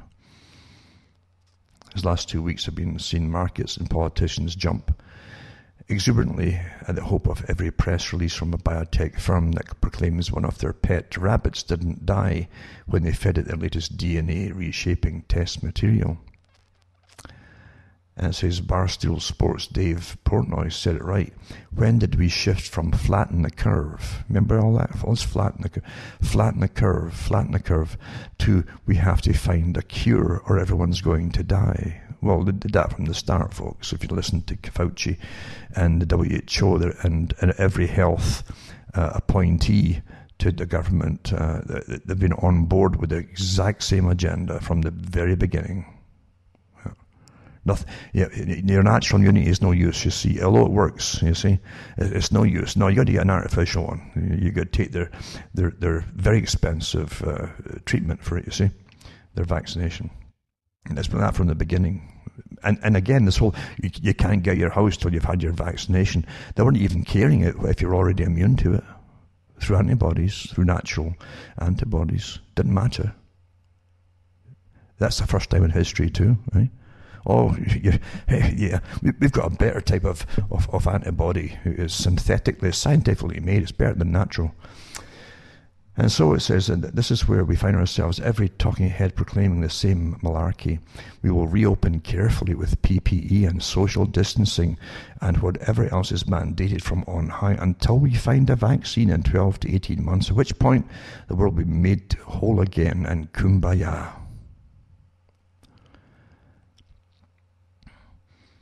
So a former Harvard Medical School professor and founder of the university's Cancer and HIV/AIDS Research Department, William Hazeltine, dared to speak out today about the higher level of BS, that's bovine fecal matter, and damage that's been done to trust in scientists, and even dare to break the one holy writ that shall go unmentioned, throwing some shade at Dr. Fauci, reflecting on Moderna's press release this week, which was immediately followed by massive equity raises. And that's how they do it, like I mentioned before. As soon as they say, oh, this is a great thing we've got here, Moderna's press release, followed by a massive equity raises across numerous biotech firms and upgrades from the underwriter's surprise. Hazeltine said, if a CFO had tried to get away with such an opaque and dataless statement, it would have been treated with derision and possibly an investigation. The CNBC anchor desperately tried to guilt him into the official narrative of clinging to any hope, as long as it lifts stocks, no matter its utter BS-ishness. I'll put ishness.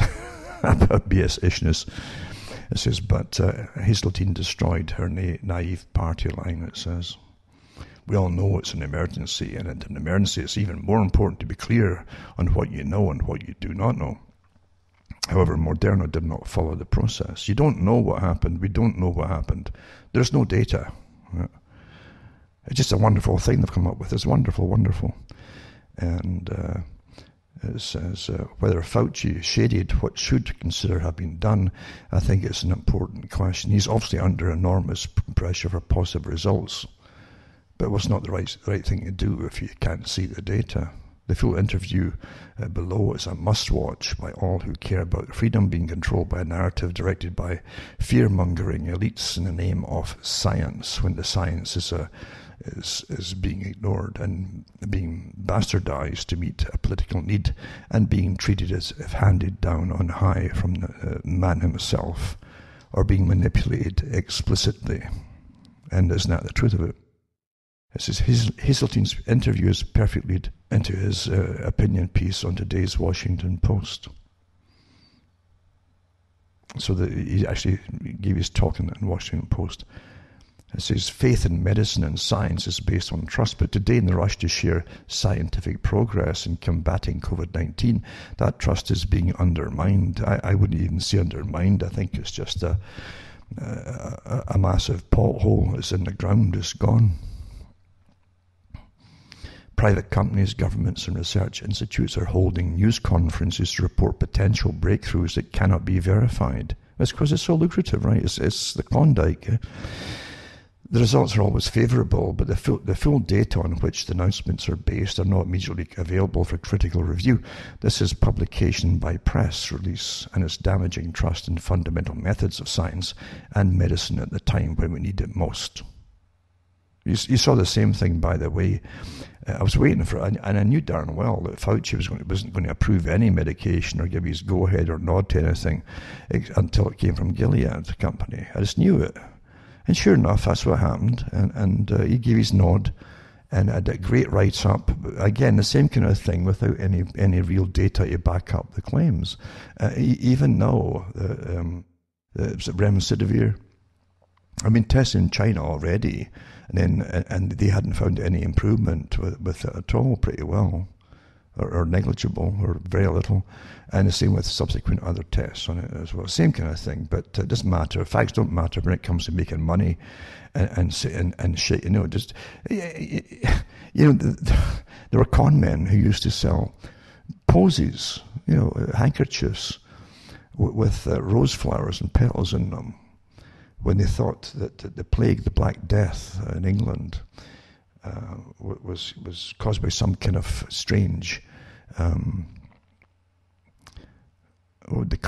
something in the air. The idea it was something in the air. They didn't know what it was back then. But they knew that folk caught it. And so if they could have a good, nice smelling thing, it would drive away the nasty evil, magical, whatever it was. And so they had these rose-scented posies and wrapped in, inside handkerchiefs, big handkerchiefs, to drive it away. And at that time, it was the greatest thing since sliced bread too, mind you. Not that they had sliced bread back then, but that's unless you slice it yourself. But that's what they really touted at one time. And the other ones too, I won't mention it, it was quite fascinating. But the ones who sold these things actually would bring them in even by the shipload at some point in London. And they also told the people that it worked best if you could find a good outhouse and shock your system somehow, shock this terrible, whatever it was, this miasma in the air, and shock it from your system by having bad, foul stuff smell, and then into the lovely smell of the posy, you see. The shock treatment to drive it out. A kind of exorcism, just like chemotherapy and radiation as medicine's attempt at exorcising the disease. That's what it is. It's an exorcism, you know. Hit it with everything that would terrify you and should kill everything because you don't know what else to do. That's how it works. Anyway, here we go. So this article continues that Moderna announcement described a safety trial of its vaccine based on 8 healthy participants. 8, right? The claim was that in all 8 people, the vaccine raised the levels of neutralizing antibodies equivalent to those found in convalescent serum of those who'd recovered from COVID-19, right? So trying to say that their vaccine had equivalent antibodies that you get naturally if you recovered from it. What to make of that claim? Hard to say because we have no sense of what those levels were. There you go, see? This is the equivalent of a chief executive of a public company announcing a favourable earnings report without supplying supporting financial data, which the Securities and Exchange Commission would never allow. There's a legitimate question regarding what Moderna's unsupported assertion means. The scientific and medical literature reports that some people who have recovered have little or to no detectable neutralizing antibodies. And the link is here too, by the way.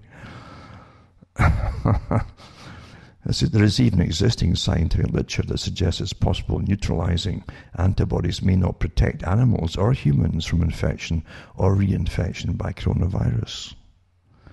Such publication by press release, which is just advertising, seems to be a standard practice lately. It's not just lately. The National Institute of Health announced last month that the drug remdesivir offered a clear benefit to COVID-19 patients with moderate disease, shortening the length of hospital stay by several days, but did it really? 20 days after the announcement, the supporting data has still not been published. Without the data, no doctor treating a patient can be sure they're doing the right thing. Well, they already had studies done in the Far East who said that they saw no real difference at all with it. But you see, this is why would that be the one that Fauci waited to push? I knew it was. You'll find that they're all in bed together, folks. It's as simple as that. At the top, yeah. So another paper published the same day found that remdesivir had no measurable effect on patient survival. Here's another article, or the amount of virus detectable in nasopharynx and lung secretions. What then should a practicing physician do? Follow the unsupported advice of news announcements or a medical report published in a leading scientific journal? This is not an idle question. The National Institute of Health announcement triggered a global stampede for limited supplies of the drug. And that's what they do. It's a big, massive sales pitch. You see, panic. We can treat you and save your lives. It says that the Jenner Institute's credit, it does warn visitors to its website that there have been many false reports about the progress of its vaccine trial. Still, having a scientist working on the trial paint preliminary results in such a positive manner without having yet released the full data is a cause for concern. And also says the media also bears responsibility. Not just for lauding each great announcement they give you on the medical field, but also for giving you, I'd say, for the reign of terror. You couldn't have the reign of terror without the media across the board being complicit in it. Yeah? Isn't it something? Another one too is this article here. Is the full Fauci timeline, sorting fact from fiction. And it says his name has become a dinner table familiar as people discuss the doctor's warnings, his comments, and President Donald Trump's responses to the COVID-19 pandemic. As usual, a firm line has been drawn between the left and right sides of the aisle. Some blame the president for all the world's problems, declared Fauci the hero in this crisis. On the flip side, the doctor is the villain, and the president has been misled and misinformed. In truth, the whole coronavirus fiasco has been a pile of convoluted, wishy-washy, contradictory information since the beginning. The blame game won't fix anything, but perhaps stepping back to examine a timeline of facts and figures may bring clarity to the epic snarl of today's social distancing America.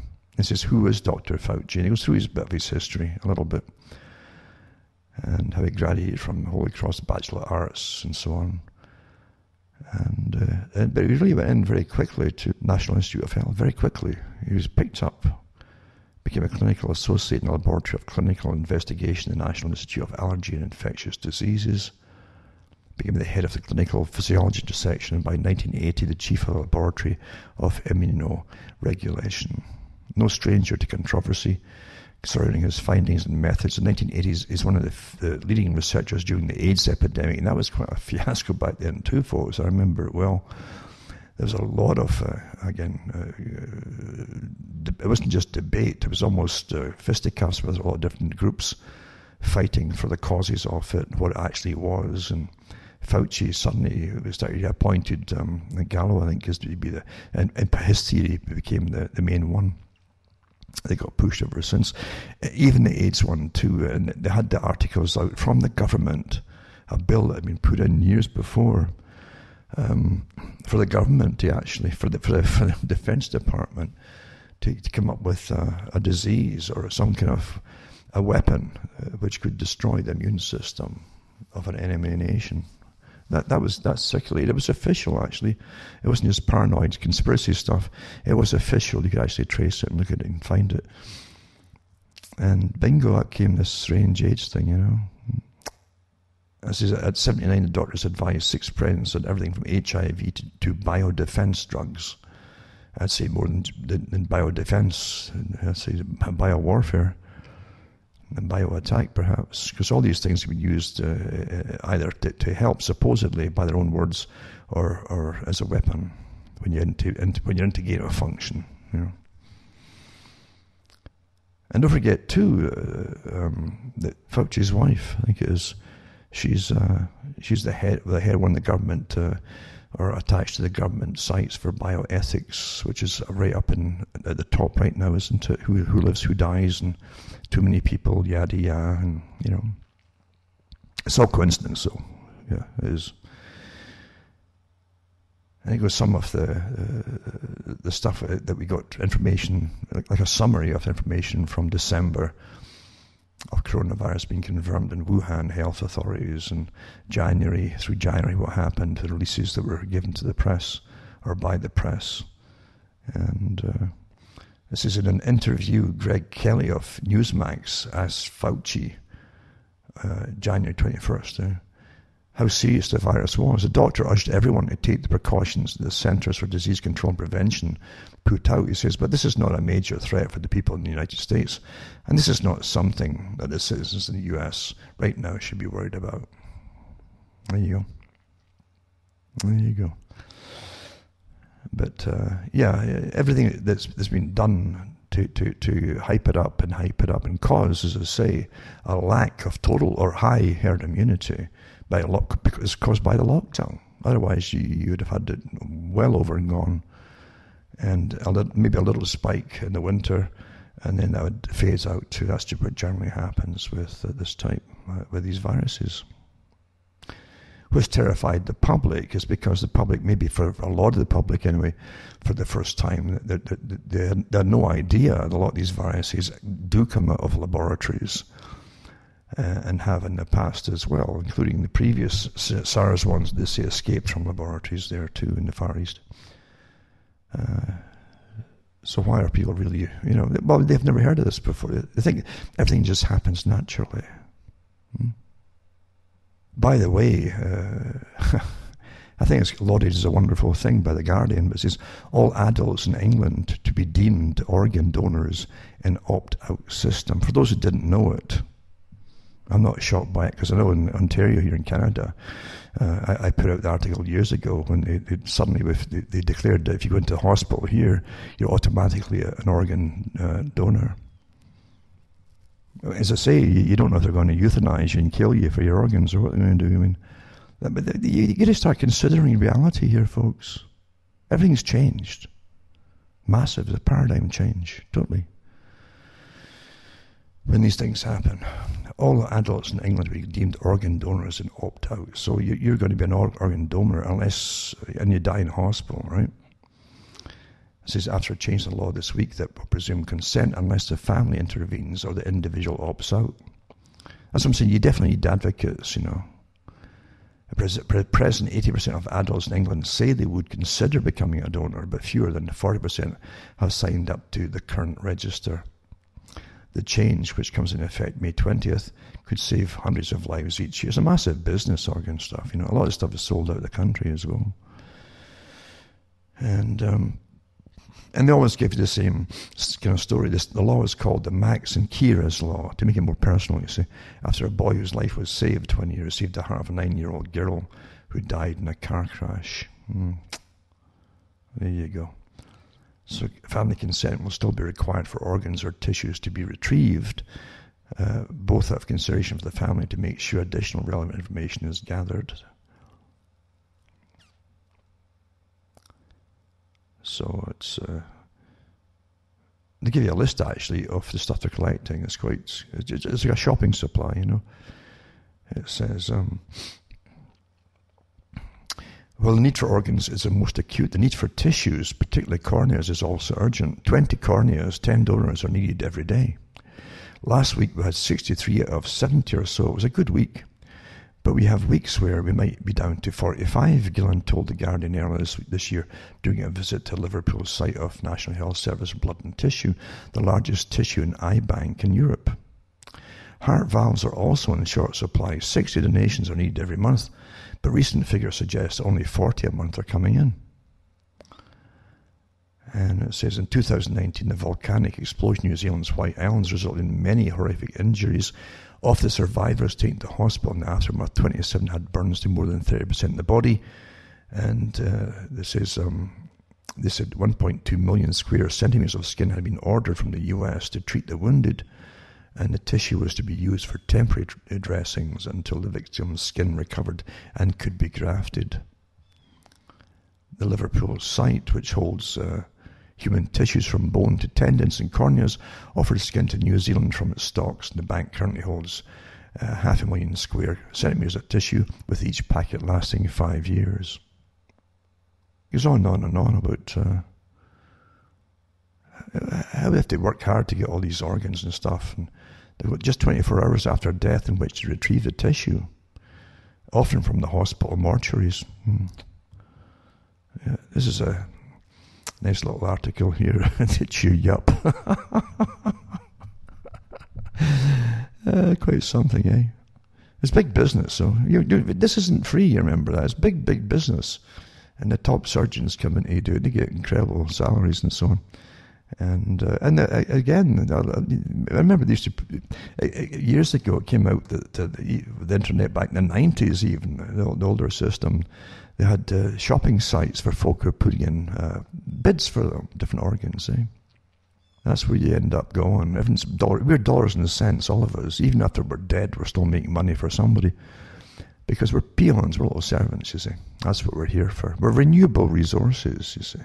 There you go. Yeah. And now here's another article here on children who get a flu shot have 3 times the risk. Again, I mentioned that before. It was another article in the same study, though. The study suggests, and this article here is Science Daily, of course.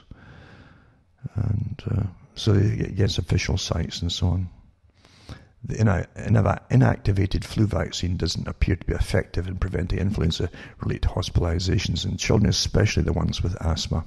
In fact, children who get the flu vaccine are more at risk for hospitalization than their peers who do not get the vaccine, according to new research.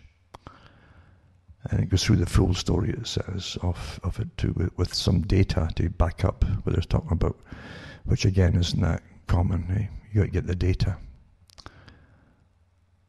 You got to get data.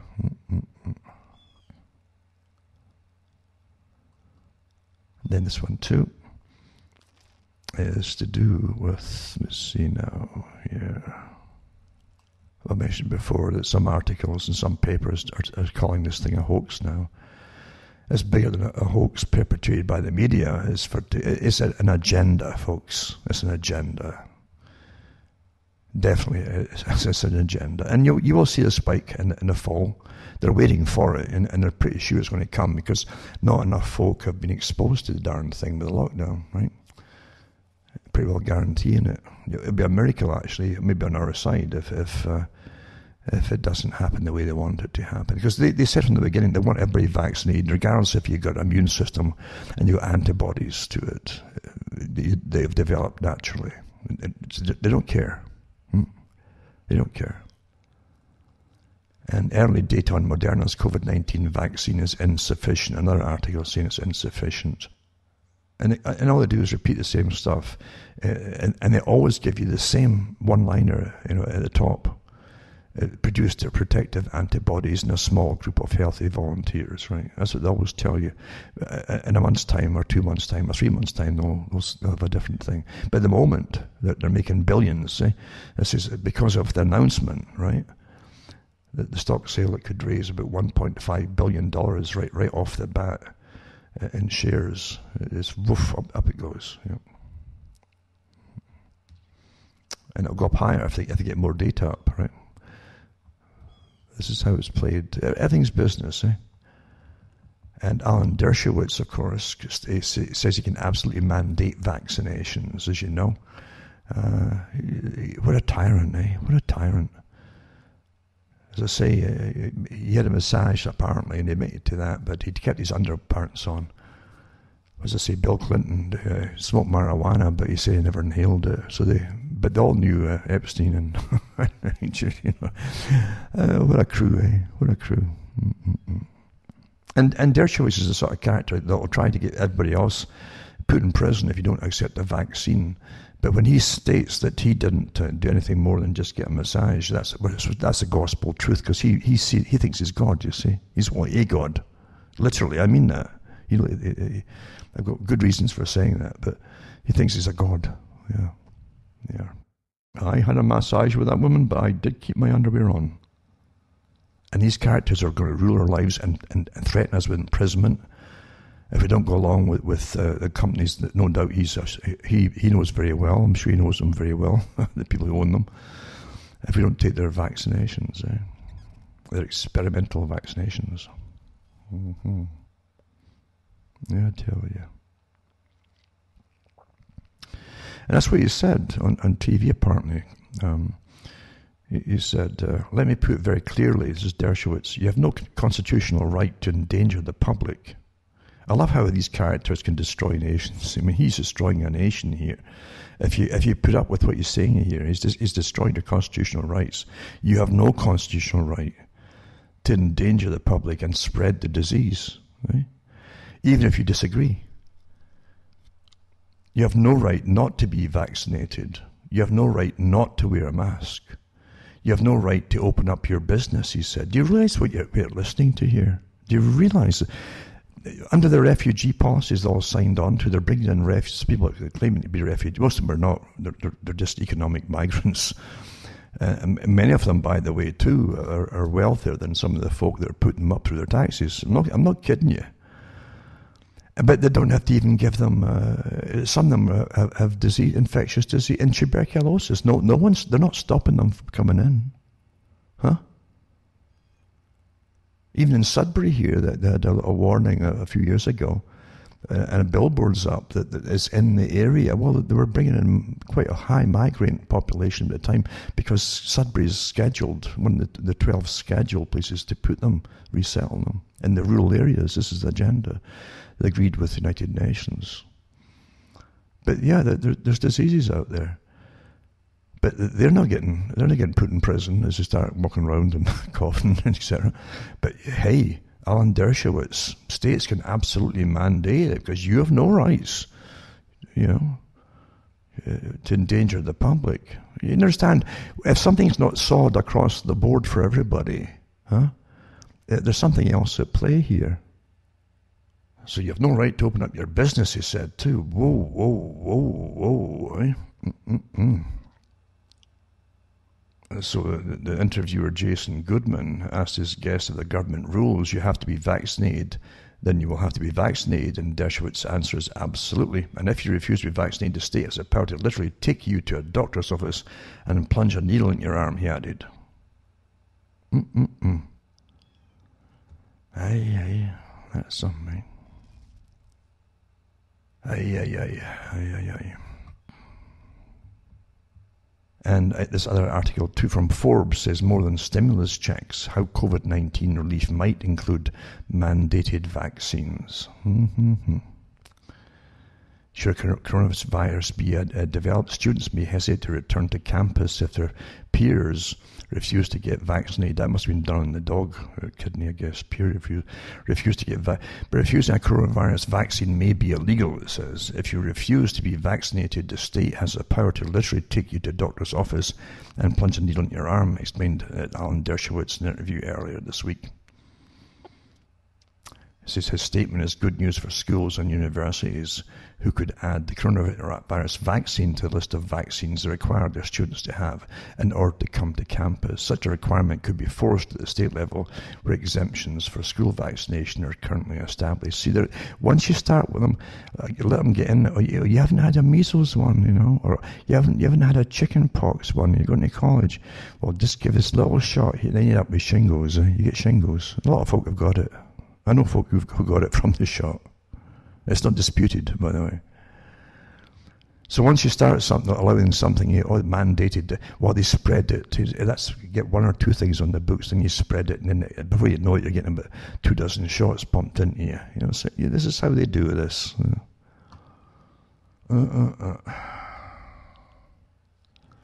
Schools across the country have closed the campuses in response to the pandemic, scrambling to find solutions for fall semester. Well, Bill Gates has got this virtual education now. It's a whole new way of doing it. Just give in and you won't need your shot then. You stay at home forever and ever and ever and just play on the computer. There you go. I'll put this article up too. And let's see now. COVID-19 data sharing with law enforcement sparks concern.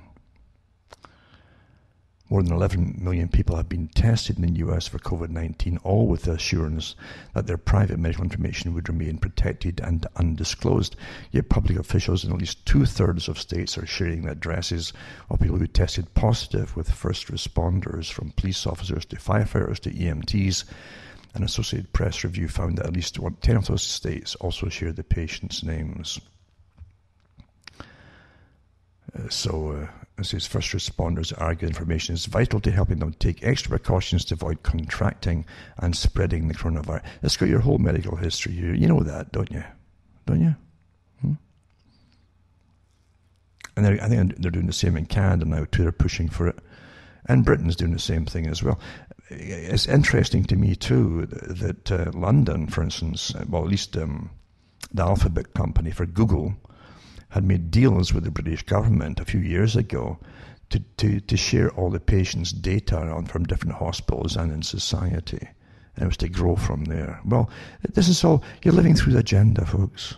That's all it is. Because Google was doing that like 2016, 17 onwards, I think it was. Every country's doing the same thing, right? Because in the brave new world, the police and the military will know all about you. You cannot have any privacy at all, of any kind. So but civil liberty community activists have expressed concerns of potential profiling in African American and Hispanic communities that already have an easy relationship. It should be forget this African American, Hispanic. This is for everybody, folks. Everybody should be up in arms about it and say, that's enough. Get off our backs. If they're split up into groups, you'll never get anything done. You've got to all come together. Simple. Very simple. And it says information could actually have a chilling effect that keeps us already distrustful of the government from taking the test. And don't forget the tests are mainly junk, folks. Mainly junk. Just impossible. False positives, false negatives, etc., etc. And if you get an antibody test, it's a bit more accurate, but not always, because it can also show that you've got antibodies to a range of different viruses or coronaviruses too. See? Mm-mm-mm.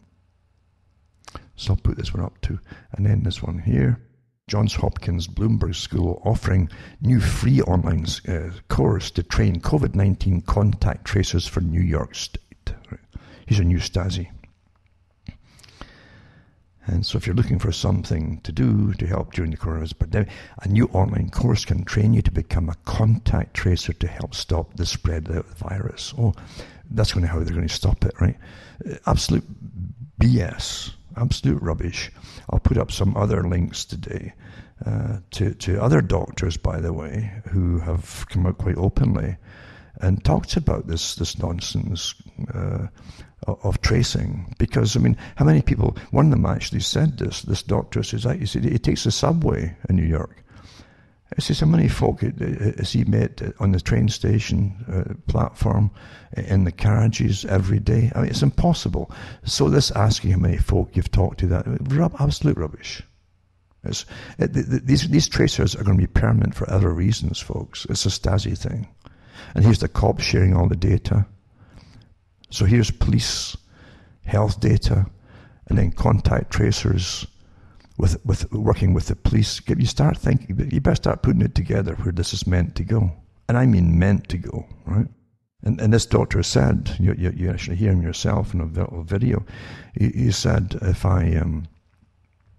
he says, if I want to track people who've had sex that week for say, sexually transmitted illnesses or diseases, now they call them social disease, there's nothing social about them, but he said, yeah, you can find that the person generally knows how many encounters he's had in a week, right? And with whom. But he says, but walking in the streets or in these subways, you have no idea how many people you've met. Impossible. Not that it would do any help anyway, because you want, that's what they say, you want the herd immunity. You want more folk most folk never have any symptoms at all, you know. And they can certainly help the people who do, if they'll give them the right treatments. So yeah, this Stasi is not going to go away. You can tell the money they're going to throw at it. This is not meant to go away. And then you got again, New York City partners with Salesforce. It's called Salesforce on coronavirus contact tracing program, the mayor says. So there's a couple of articles on it, and you can read that for yourselves. And it'll deploy a call center as well as a customer relationship and case management system that will help the city track potential cases. But there's other ones too across the country where folk are out in the streets tracking folk down, coming to folks' doors, by the way. And they'll come to test you in your home. You can't allow this to go on, this nonsense to go on. California biopharmaceutical company claims coronavirus antibody breakthrough, it says. And another, you see, they all say that, oh, it's wonderful, oh, headlines galore, and they've discovered an antibody that could shield the human body from the coronavirus and flush it out of a person's system within 4 days, Fox News exclusively learned. Oh, exclusive. Later Friday, Sorrento Therapeutics will announce the discovery of the ST11499 antibody, which the San Diego company says can provide 100% inhibition of COVID-19, adding that a treatment could be available months before a vaccine hits the market. There you go. We want to emphasize there is a cure, it says. There's a solution that works 100%, says the founder and so on, told Fox News. So if you have the neutralizing antibody in your body, you won't need the social distancing. You can open up a society without fear. Wow. And it's got the data on it. And so there's not much data at all. But what they're admitting is that doctors are taking blood plasma, I mentioned that months ago, from patients who've recovered from COVID-19, infusing into those who are critically ill. The plasma is laden with antibodies, and the approach shows some promise. And it definitely gives you promise, absolutely. And it would certainly go over the bad hump of it, that's for sure. And there are other techniques. Once that happens, you get in someone else's antibodies, you see. But and yours might not be pumping your own out, but there's ways they can then help your body to create its own. That can certainly be done. I love the nonsense that comes out, like the invisible firewall. The virus just knows it can't go beyond 6 feet. It can defy a breeze even 6 feet, and that doesn't matter if it's a storm going. But nope, it ain't going to go any further. You're all safe if you stay 6 feet apart. Absolute tripe. Speaking loudly could help virus spread.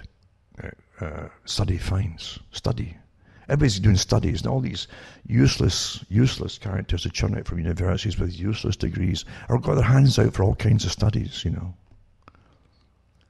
And it says they found that thousands of tiny droplets sprayed from the mouths of people talking noisily, and they can remain in the air far longer than expected. Wow. The research published in the Proceedings of the National Academy of Sciences of the United States of America used laser lights to study the spatter from someone who repeated the words, "Stay healthy," at volume for 25 seconds. The phrase was chosen because the th sound in the word healthy was found to be an efficient generator of oral fluid speech droplets. They probably their hand out for another, give us another 2 million and we'll take this research further, This is what they all do, eh? They make their career living on grants. And of course, it's just enclosed stagnant air environment was filmed for 80 minutes. Well, very few folk live in stagnant air. There's always a breeze from somewhere. And here's the farce of all, too. Folk driving in cars, with the window open, And do you know how, if they're actually breathing, these people, they breathe. Do you know that? They breathe all the way down those streets. They're breathing, and it's just spewing out of that car and could contaminate thousands of people, For goodness sakes. My goodness sake. And then even trains, all the people on trains and carriages, and you got air circulating that eventually gets pumped outside too. Oh my goodness sake. This train don't carry no viruses, this train. So, it's endless where you can go with this nonsense. Really endless. But give me another 2-3 million, I'll do a test for it too. Yep.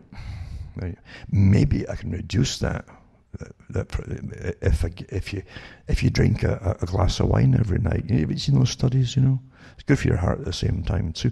And the more wine you drink, actually, the more you slur your words, and you can't really see health. Very, very. You might say health, and you won't spray as much droplets across the planet. There you go. That's worth a couple of million right there. Telling you, you may laugh. Another article goes on to about the again, the fake counting system is atrocious. There's nothing scientific about it. It is so awful. And it says that the US is dramatically overcounting coronavirus deaths. And we had even doctors at Burke's admitting it too.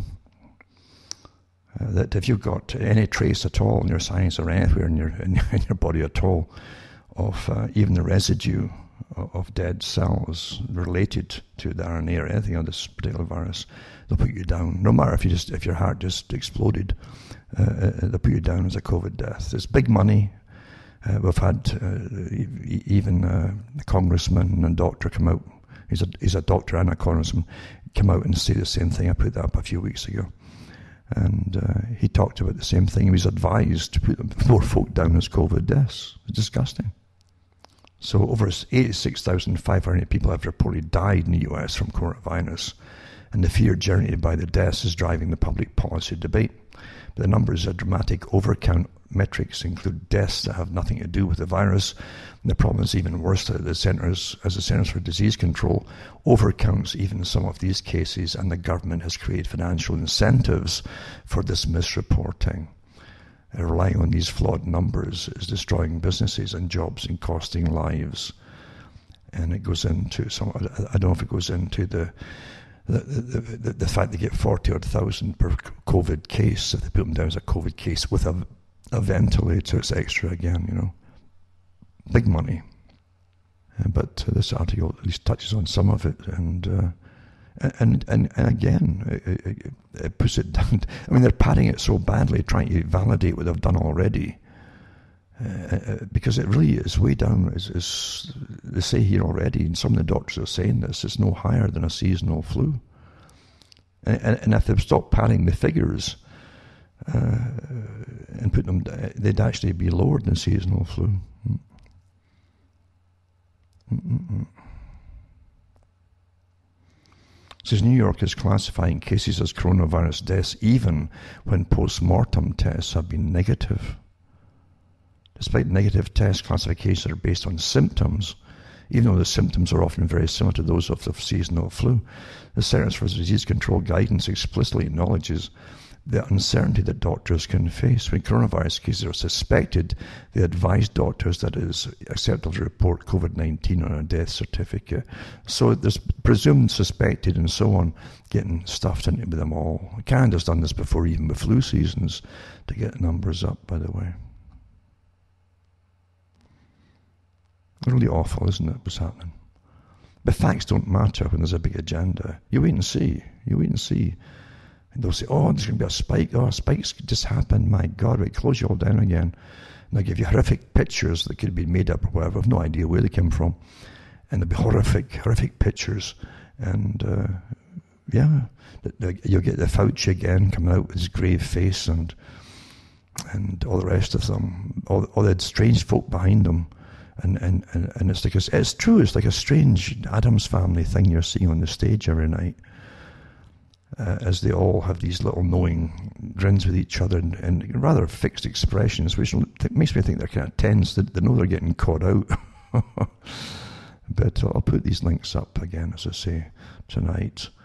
And then you've got let's see here. What else? Yeah, the one about Dershowitz, where I mentioned it, he asked to dismiss Epstein's victim's defamation case. And he argued that his Twitter attacks against Virginia Jeffrey, who alleges that Epstein forced her to have sex with Dershowitz when she was underage, are protected free speech. Amazing what the characters. This is from Jerusalem Post, 2019, September. Quite interesting. But you're looking at gangs of crooks, really. You really are. And then Peter Hitchens goes on about his furlough billion is just a giant payday loan in your name. This is the Chancellor, Rishi Sunak, I guess that's who's now the Chancellor of the Exchequer in Britain for budgets and taxes and so on. It says, is a smiling salesman of payday loans, because they're giving everybody the same kind of temporary cash as they do in the States and everywhere else. And you'll begin to get the picture. He says, of course you can have the money. Happy to help, he says, as he hands over wads of notes. But it will not be cheery face of Mr. Sunak that you see when the time comes for repayment, but the hard and relentless agents of Her Majesty's Revenue and Customs. So they're going to come for you afterwards, as you think it's all free, right? And doubts raised over the Oxford coronavirus vaccine, which they were testing out, after all of the monkeys that took part in the trial are found to have contracted the disease. Oh dear, back to the drawing board, eh? There you go. So in the latest animal trials of the vaccine carried out in rhesus with macaques, all 6 of the participating monkeys went on to catch the coronavirus. And it says how they tested the monkeys. It says the ones who received the vaccine had the same amount of virus in their noses as the 3 non-vaccinated monkeys in the trial. This suggests a treatment which has already received in the region of £90 million in government investment, that's your tax money, may not halt the spread of the deadly. Oh, well, we tried. Give us another 90 million, we'll try again. Yeah, there you go. Ontario, Canada, and extends all emergency orders, including limits on social gatherings. And so it's extended all emergency orders in the province until May the 29th. And they'll keep putting it off, and they'll try to get you into next year. Once they've got it in there, it's forever, folks. You'll never get out of the system. So it'll be gone. The US states ordered nursing homes to take COVID-19 residents. Thousands died, and how it happened. And it's true, they put in people that they knew were tested positive, they put them into those folks. To get the numbers up, why else would you do that, folks? You want them to die. You want to pad your numbers and get it up because there's a big agenda at stake. There's no other reason. This is not just oops, we didn't think that would. Come on here. They're not stupid. They're not stupid. Now, I want to put up a link to Knut Witkowski, his name is, for opposing lockdown. He says he was censored by YouTube. And he's similar to, maybe more qualifications, I don't know, to Neil Ferguson. And this one's in the US, this fella. But I've got him with a link as well to talking to Daniel Erickson, another doctor from California, who came out and got banned as well. And you'll hear them talking together, but and talking separately as well. It says New York city lawsuits, divorces to be accepted online starting Memorial Day, by the way, before you get into it. And so it's amazing that it's going to help divorces get done faster, eh? But this article on Witkowski, these big tech companies are aggressively tamping down on COVID-19 misinformation, meaning not authorized as pro-agenda, you know. And it says he's a former head of biostatistics, epidemiology, and research design at Rockefeller University, the ones that are really pushing the bioethics agenda that they've got all drafted up for how you live from now on in this brand new system forever. But he left, he's been kicked out again. He says, but YouTube removed a video of him talking about the virus that has racked up more than 1.3 million views. He's 65 years old. He's a ferocious critic of the nation's current steps to fight the coronavirus. He's denied social distancing, saying it only prolongs the virus's existence, and has attacked the current lockdown as mostly unnecessary. Holds 2 doctorates in computer science and medical biometry. Believes the coronavirus should be allowed to create herd immunity, which the flu almost does too. And that short of a vaccine, the pandemic will only end after it's sufficiently spread through the population. And that's what seems to be happening, as we know. But I'll put links up to him because he's worth listening to and make your own minds up. But he does back it up with data, which is awfully in short supply these days from the official sources on anything. Except the agenda must go through, the agenda must go through, the agenda must go through.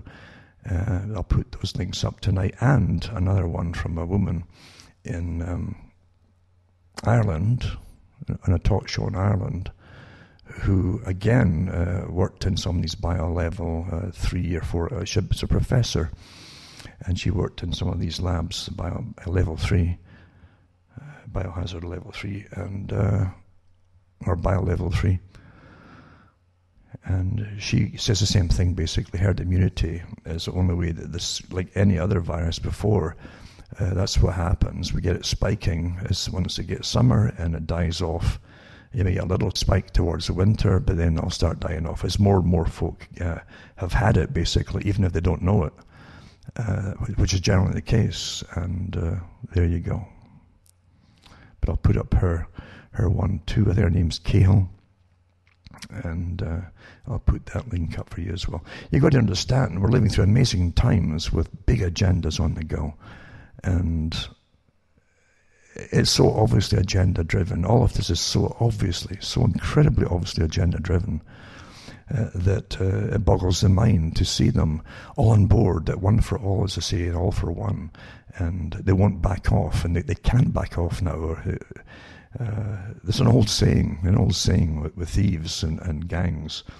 They either stand together or they'll hang together, and that's what people who are in big scams do. They know damn well that they'll all back each other up, because if one falls, it's like dominoes. They all start falling down like Skittles, and then the truth comes out, and they've nothing to back it up with except each other's lies. You see, that's really it. And as more and more stuff is exposed, this thing was planned long before, obviously. This broke out, and they needed to break out because it's never been done before. They never did it for previous flus that were killing people. They never did it for that. And now they've got more and more evidence coming all the time. It's not as bad as they thought it would be. And yes, it's hurt a lot of the elderly people, but so is the treatment that they're giving the elderly people. They've gone off the standard treatments for similar things that they've dealt with every year, by the way. They haven't given the proper treatments that would have stopped these massive storms of their body's defense system attacking the lungs to try to attack the virus. They haven't given them the normal treatments for it at all. And then locking them down. And you're watching the food supply of the country go down the tubes as well. This is all intentional. I hope you understand what we're talking about here. This is a complete revolution. It's a war upon the public, starting with a war of terror, all shouted in unison by all the media and the so-called official agencies for diseases and so on. A war of terror. Oh, life was never going to be the same again. You'll never go back to normal.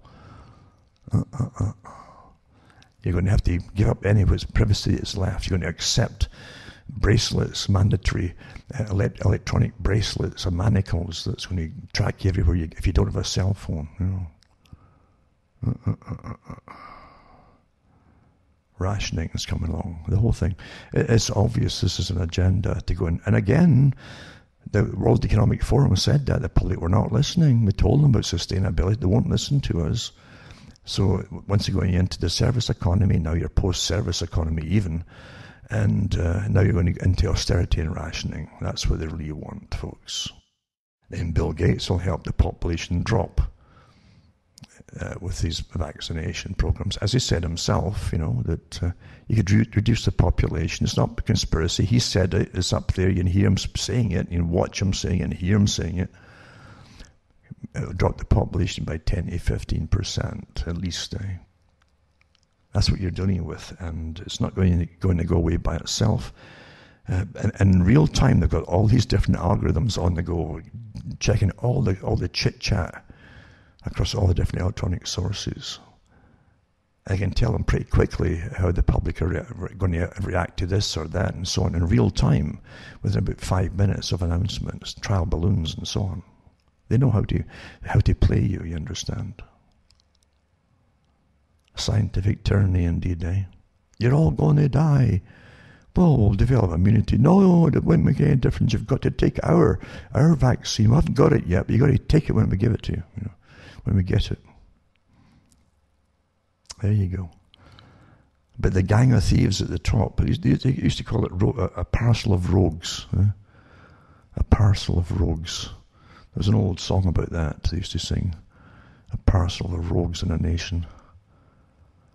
And they're all complicit, and they've got fingers in the same pots and pies and so on, and the honeypots of the public purse for their own private enterprises and corporations, etc.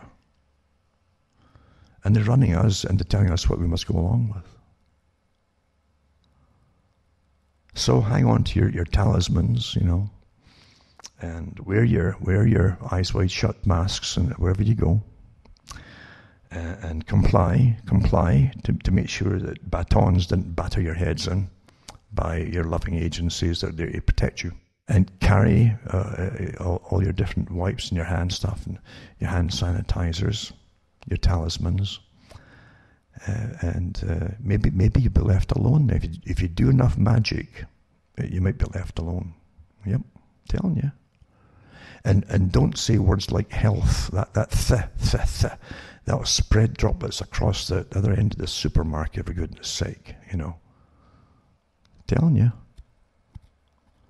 If you have a lisp, it's just tough cheese on you. That's all I can say. So regardless of all this stuff that's going on, folks, don't panic. As I say, don't panic,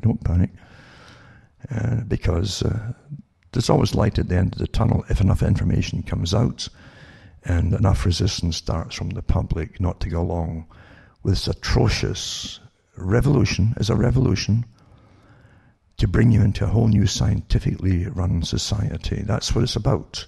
And that's what the Rockefeller report came out in 2010 talks about.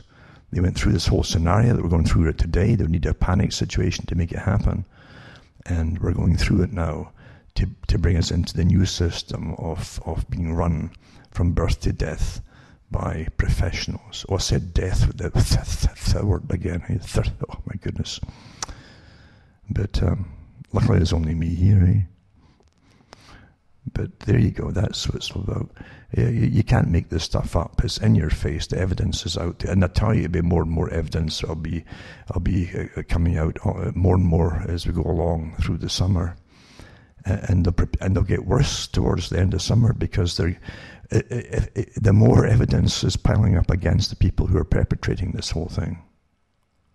The more vicious they'll have to be together, to stand together. They close ranks. And they become completely vicious. That's what happens in history with these kind of gangs that run countries. Now you have them trying to run the whole planet. And it's rather evident, isn't it? And Mr. Fauci, who elected Fauci to tell you how you're going to live your lives? And he said, it's never going to be the same again. You're not going to go back to any normal. No. He said that at the beginning.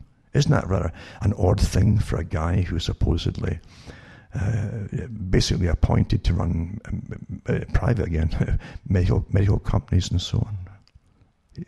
He's a politician and a sociologist now, is he? Or what is he? Emperors, Emperor Fauci. With a few other ones to match him, mind you, but they all belong to the same gang, obviously. It's just incredible. But, I hope the people never ever forget the complicity of all the media out there pushing this terror agenda, the war of terror. Don't ever forget that, for goodness sake. Because that's a managed war of terror. Obviously, there was no... All the media together are pushing the same stuff. That doesn't happen by itself either. That's by agreement, folks. Anyway, I hope you're taking care of yourselves and try and get some sunshine if you can. Even up here where I am now, the sun's starting to come out occasionally, and immediately the mosquitoes are there, so... things are back to normal for a little while. And remember, again, go back into cuttingthroughthematrix.com, throw a few pennies my way by check or by PayPal, whatever means you want to use. You even send cash. And that'll help me tick along, cuttingthroughthematrix.com, and hopefully I'll be getting the books printed up shortly now. Hopefully, unless they shut us all down again very quickly. And I'll get them out for those who want them, and the discs as well. Thanks for listening. I'm Alan Watt from Ontario, Canada. It's good night. May your God or your gods go with you.